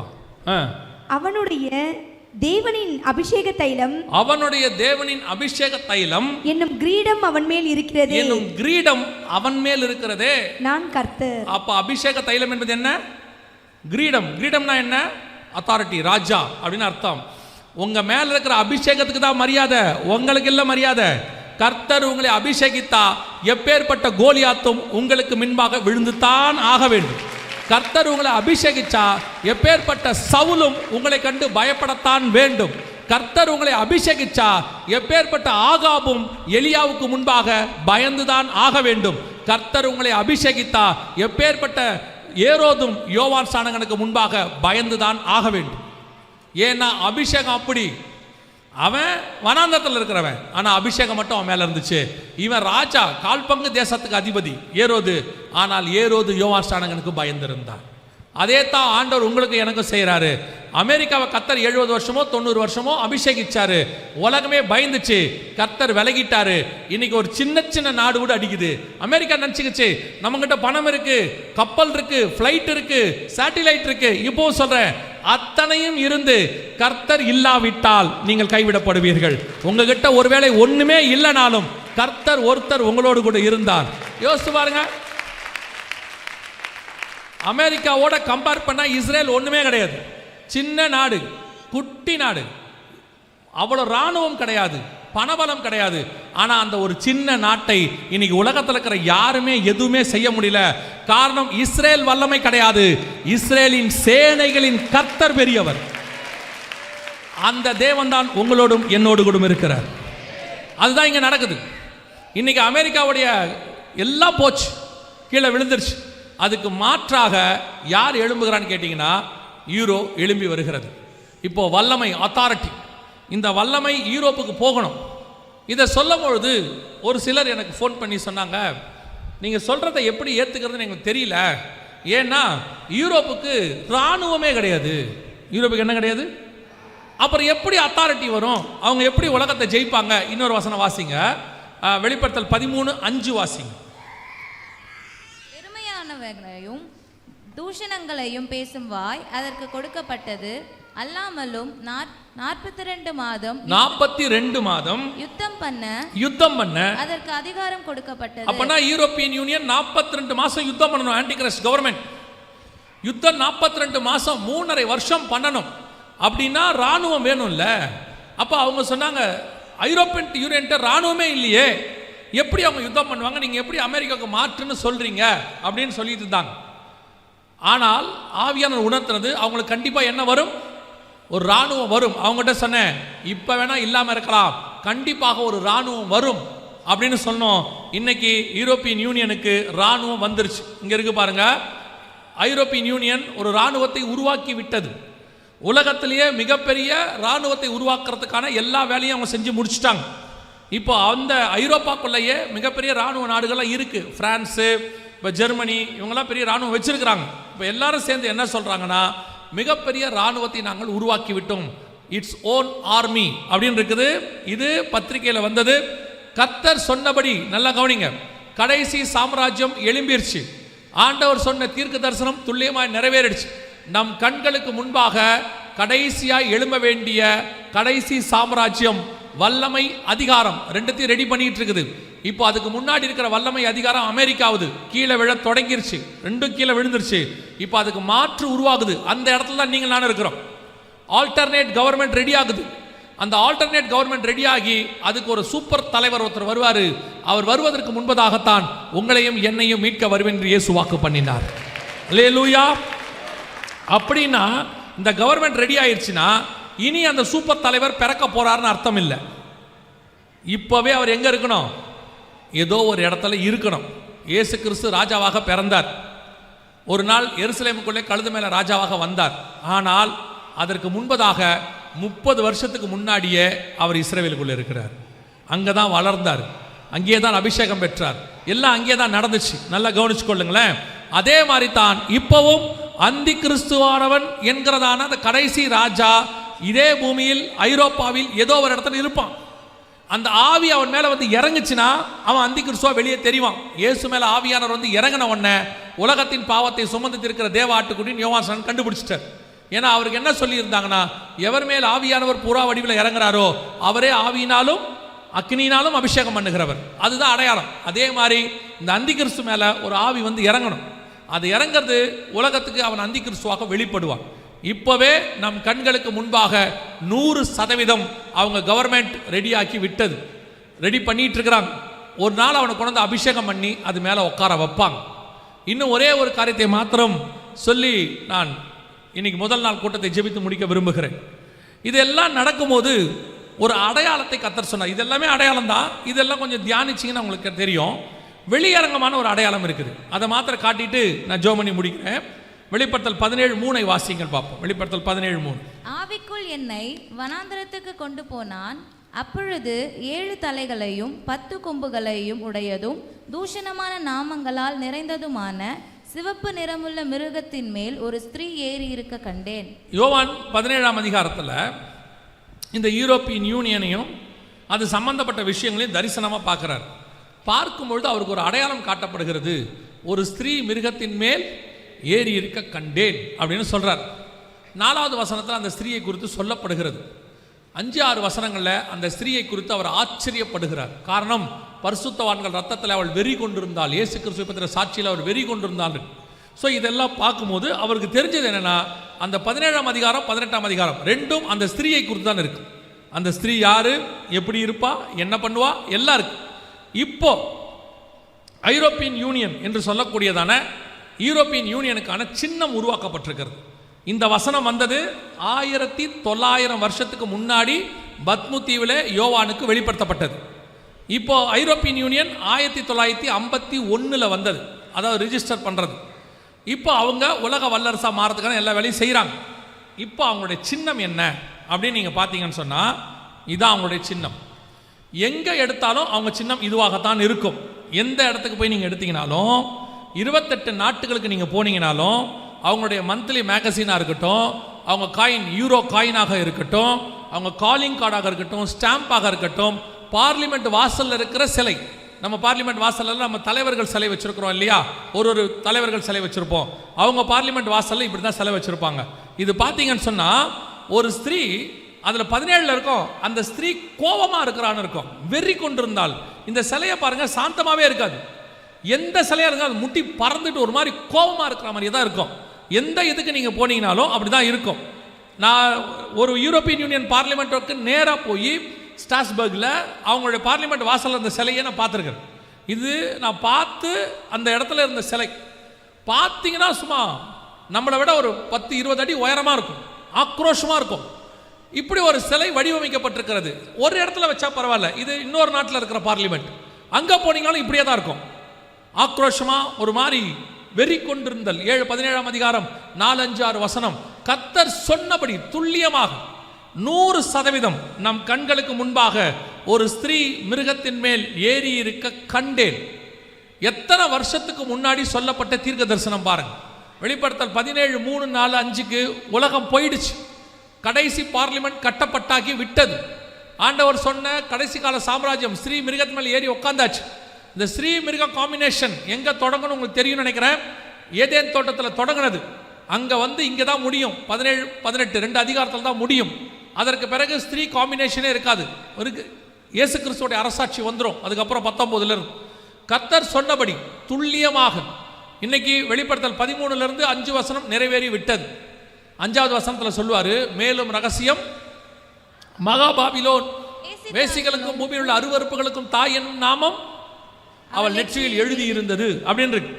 இப்போ யூரோப்பியன் யூனியன் பார்லிமெண்ட் பின்னாடி இருக்கு பார்த்தீங்களா, அது எப்படி இருக்கும்னு பாருங்க. இந்த மாதிரி தான் இருக்கும். அப்படியே பாபேல் கோபுர வடிவில் தான் கட்டப்பட்டிருக்கிறது.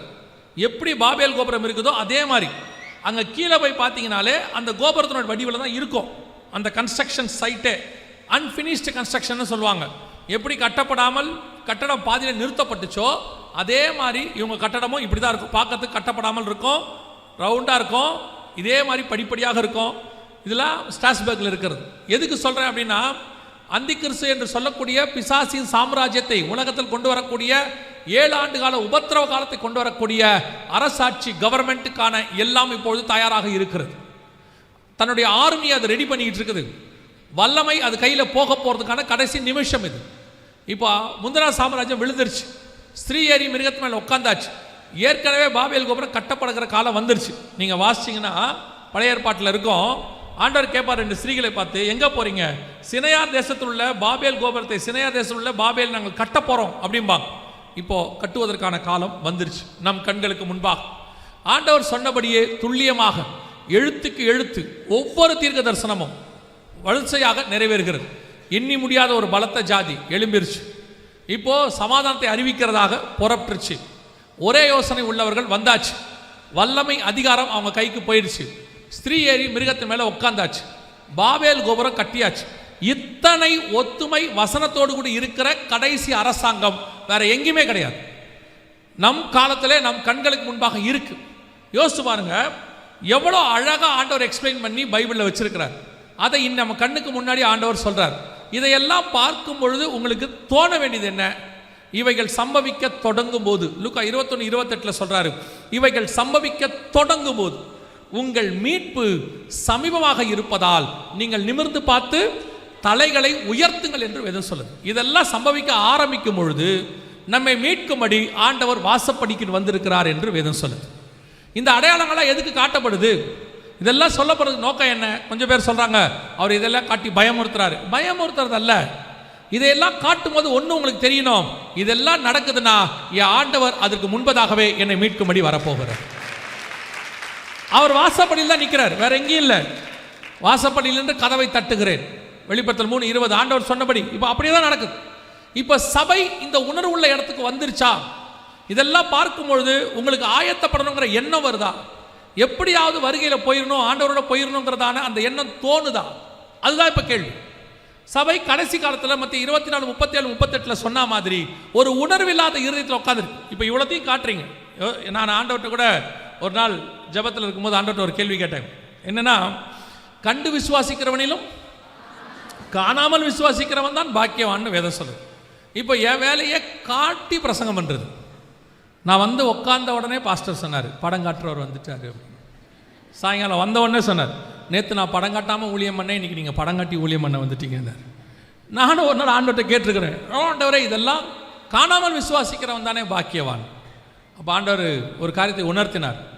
யார் யாருக்கு எப்படி பேசினால் புரியுமோ அவர்களுக்கு அப்படி பேசுகிற ஆவியானவர் அவர். நல்லா கவனிங்க, இயேசு பிறக்க போறாருங்கிறத மரியாளுக்கு தூதன் வந்து சொல்லணும், அப்போ தான் அந்த அம்மா ஒத்துப்பாங்க. ஆனால் யோசேப்புக்கு தூதன் வேண்டாம், சொப்பனத்தில் சொன்னாலே அது ஒத்துப்பான். ஆனால் சிமியோனுக்கு சொப்பனமும் வேண்டாம், தூதனை வேண்டாம், ஆவியிலே ஏவப்பட்டு அங்கே வந்திருந்தான். ஒரே சம்பவம் தான், ஒவ்வொருத்தருக்கும் ஒவ்வொரு விதமாக பேசுகிறாரு. பார்வோனுக்கு சொப்பனத்தில் பேசுகிறாரு, பெல்ஷாச்சாருக்கு ரத்தம் தோய்ந்த கரம் ஒன்று எழுதினது. அப்படி பேசினா தான் அவன் புரிஞ்சுப்பான், இப்படி பேசினா இவன் புரிஞ்சுப்பான். அதே மாதிரி இது கடைசி காலம், மீடியா காலம். நீங்கள் எல்லாமே பார்க்கறதுல தான் இருக்கிறீங்க. எது ஒன்று கேட்டாலும் நீங்கள் கேட்குற முதல் கேள்வி என்ன தெரியுமா? ப்ரூஃப் இருக்கா? எது சொன்னாலும் எங்கே வந்திருக்கு? இப்போ நீங்கள் யாருமே மனுஷகுமாரன் வரும்போது விசுவாசம்னா என்ன? நம்பப்படும் மேல் உறுதியும் காணப்படாத மேல் நிச்சயம். ஆனால் இப்போ நீங்கள் எல்லாருமே கண்டாதான் நம்புவேன் அப்படிங்கிற இடத்துக்கு வந்துட்டீங்க. கண்டாதான் நம்புவோம். சபையும் அந்த இடத்துக்கு வந்துருச்சு. அதான் பிரச்சனையே. இப்போ சபைக்கு என்னை பொறுத்த வரைக்கும் தனிப்பட்ட கருத்து இது, சபைக்கு இவ்வளவு அடையாளங்கள் தேவையே இல்லை, காட்ட வேண்டியதே இல்லை. இயேசு வரார்னு சொன்னா சபை நம்பணும், விசுவாசிக்கணும், சபை ஆயத்தப்படணும், அவ்வளோதான். ஆனால் இன்னைக்கு சபை அந்த இடத்துல இல்லை. ஏன்னா கொஞ்சம் கொஞ்சமாக உங்களுக்கு எல்லாத்துக்கும் ப்ரூஃப் கொடுத்தாங்க. 25 வருஷமா எல்லாத்துக்கும் ப்ரூஃப். இப்போ நீங்கள் ப்ரூஃப் இருந்தால் தான் நம்ப. நீங்கள் சாதாரணமாகவே பாருங்களேன், இந்த மாதிரி ஒன்று வந்திருக்குதா, அடுத்த கேள்வி எங்கே போட்டிருக்குது? நீங்கள் கேட்குறது தானே. ஒரு சின்ன புடவையே ஆஃபர் எங்கே போட்டிருக்குது? டிவியில் வந்துச்சா, வாட்ஸ்அப்பில் வந்துச்சா, ஃபேஸ்புக்கில் வந்துச்சா, இன்ஸ்டாவில் வந்துச்சா, பேப்பரில் வந்துச்சா, ஏதோ ஒன்று. You must need a proof. அந்த இடத்துக்கு வந்துட்டோம். அதனால் இந்த அப்போ எங்கள் ஆண்டவர் உணர்த்தினது, இந்த காலத்தில் இந்த ஜனங்கள் இப்படி சொன்னால் தான் விசுவாசிப்பார்கள்.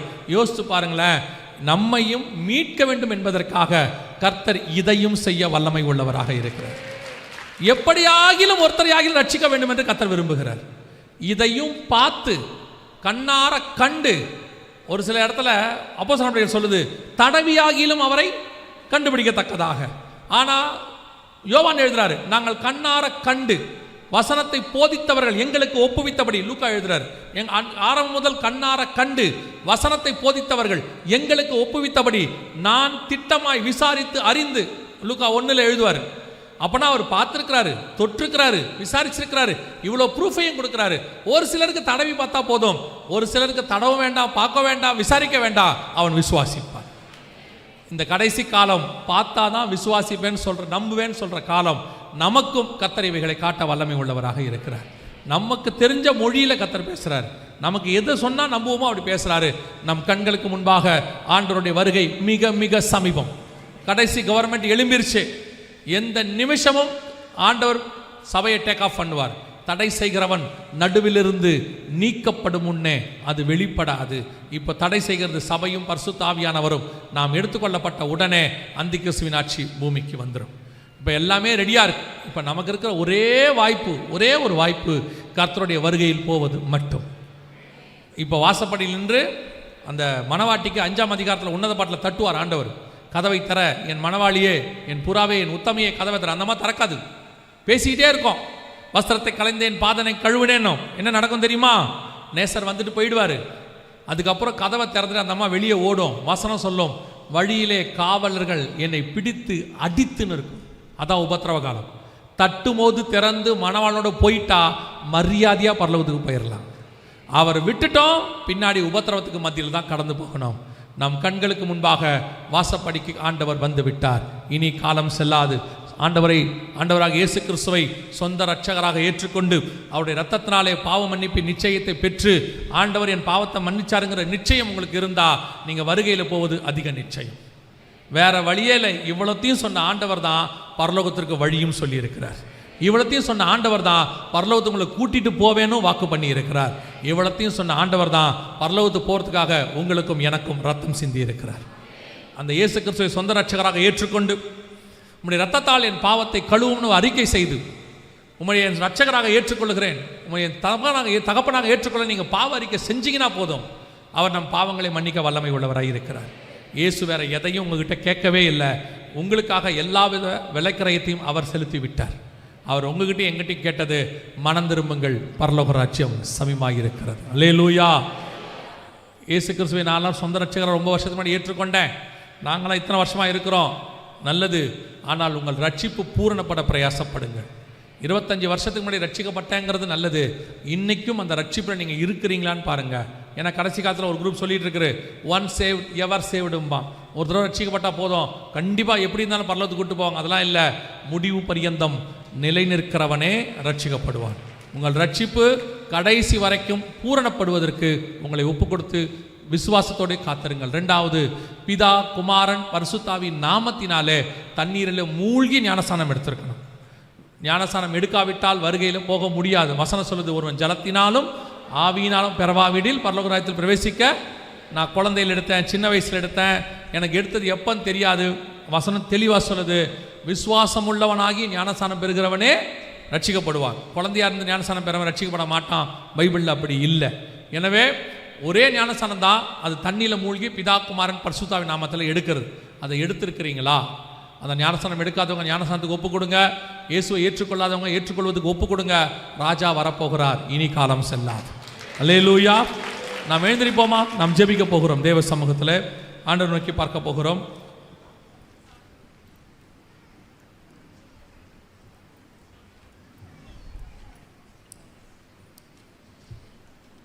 எல்லாம் கண்களை மூடுவோம்.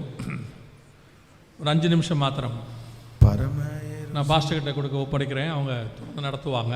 எல்லாம் கண்களை மூடுவோம். நம் கண்களுக்கு முன்பாக வேதத்தில் சொன்ன அத்தனை அடையாளங்களும் துல்லியமாய் நடைபெறுகிறது. எழுத்துக்கு எழுத்து நிறைவேறுகிறது.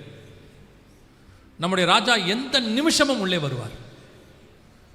நீங்கள் நினைக்காதீங்க இன்னும் கொஞ்சம் காரியங்கள்லாம் நடக்கணும், டைம் ஆகும், அப்படிலாம் நினைக்காது. நீங்களே கவனிச்சு பாருங்க, எத்தனையோ விஷயங்கள் சடனாக நடந்துருச்சு. நிமிஷத்தில் உலகத்தையே மாற்றி அமைச்சிருச்சு. நம்ம எதிர்பார்க்காம எங்கேயோ கொரோனான்னு சொன்னாங்க, 3 மாதம் உலகம் தலைகீழ மாறிடுச்சு. பொருளாதாரம் மாறிடுச்சு, எல்லாம் மாறிடுச்சு. உலகத்தினுடைய அத்தனை காரியங்களும் கொரோனாக்கு பிறகு மாறிடுச்சுன்னு சொல்கிறாங்க. மத்திய கிழக்கு நாடுகளில் யுத்தம் வந்துச்சு, ஏதோ சாதாரணமாக இருந்துச்சு. திடீர்னு இஸ்ரேல் ஈரான் யுத்தம் 12 நாள் மொத்தமும் தலைகீழ மாறிடுச்சு. அதே மாதிரி தான் கிறிஸ்துவின் வருகையும் சம்பவிக்கும். நீங்கள் நினையாத நாளிகளே வரும், உலகமே தலைகீழ மாறும்.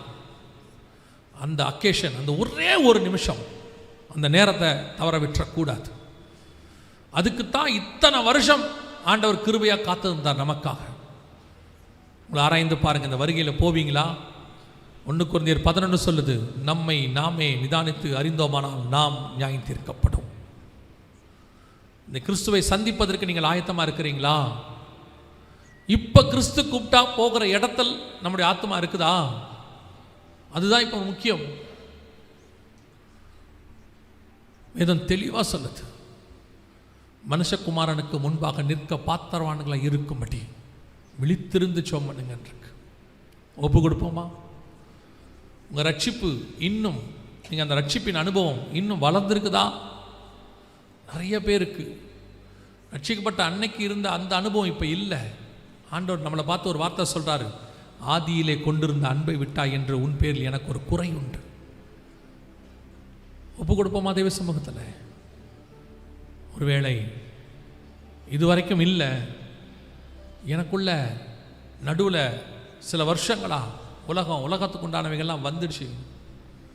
நான் சர்ச்சுக்கு வந்து போகிறேன் தான், ஆனாலும் எனக்குள்ள அந்த ரட்சிப்பினுடைய காரியங்கள் எல்லாம் அப்படியே விளக்கு அணைகிற நிலைமையில் இருக்குது. இன்றைக்கி என்னை புதுப்பித்து கொள்ள விரும்புகிறேன். கர்த்தர் என் கூட இடைப்பட்டு இருக்கிறார். ராஜாவை சந்திக்க வேண்டிய இடத்துக்கு நான் தயாராகணும்.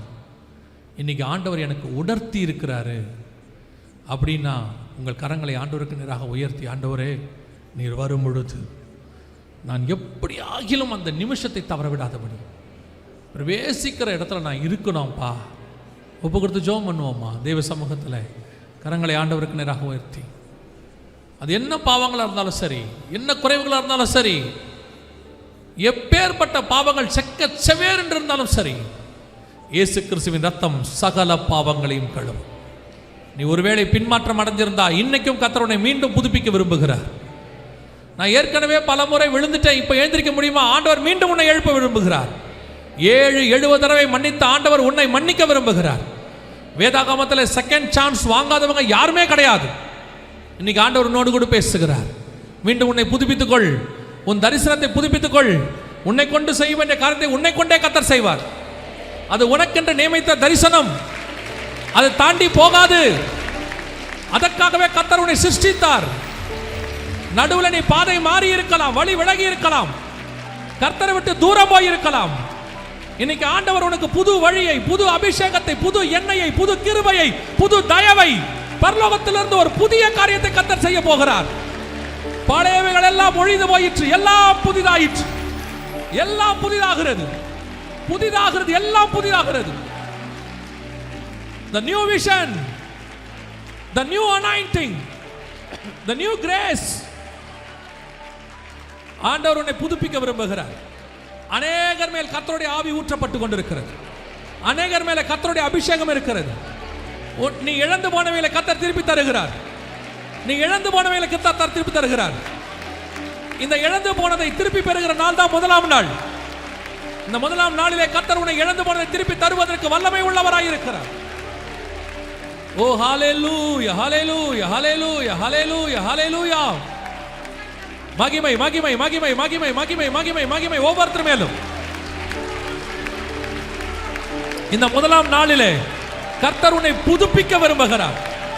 ரிஸ்டோர். கர்த்தர் சொல்லுகிற வார்த்தை ரிஸ்டோர், மீண்டும் கட்டப்படுதல். இடிந்த உன் அலங்கத்தை மீண்டும் கர்த்தர் கட்டுகிறார். இடிந்த உன் அலங்கத்தை மீண்டும் கர்த்தர் கட்டுகிறார். உலக அலங்கம் கட்டப்படுகிறது. விழுந்து போன தாவீதின் கூடாரத்தை எழுப்பித்து கட்டின ஆண்டவர் உன் விழுந்து போன ஆவிக்குரிய வாழ்க்கையை எழுப்பித்து கட்டுகிறார். நீ இழந்த எல்லா அபிஷேகமும் திரும்பி வருகிறது. The God's presence. Praise you Jesus. Praise you Jesus. நீ ஆண்டவர்ட்ட கேள், ஆண்டவர் உனக்கு தருவார். நீ கேள், அப்பொழுது நான் உனக்கு ஜாதிகளை சுதந்திரமாய் தருவேன். இழந்து போனவைகளை மீண்டும் தருவேன், புதுப்பித்து தருவேன். அவர் இரக்கத்தின் தேவன், அவர் மனம் இறங்குகிற தேவன்.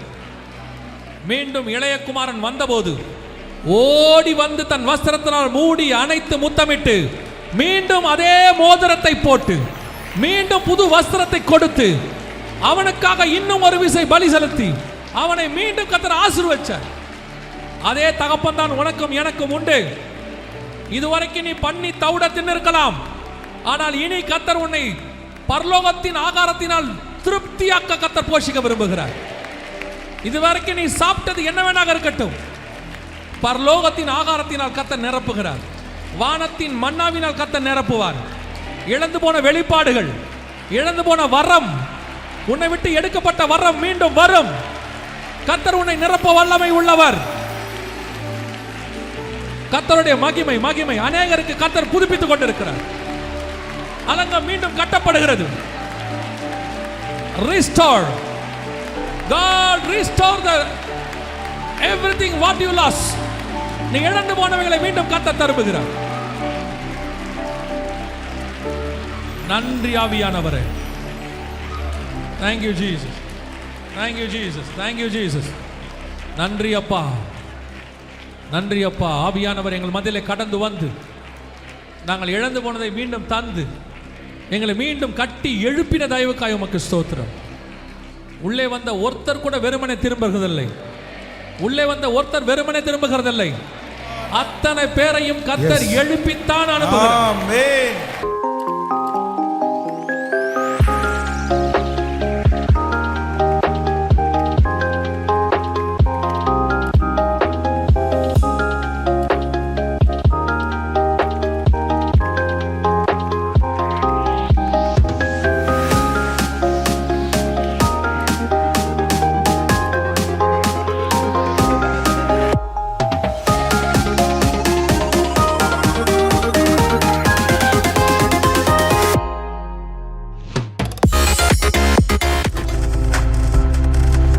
நீங்கள் பார்த்து கொண்டிருப்பது உங்கள் ஜாய் டிவி. உங்கள் துக்கம் சந்தோஷமாய் மாறும்.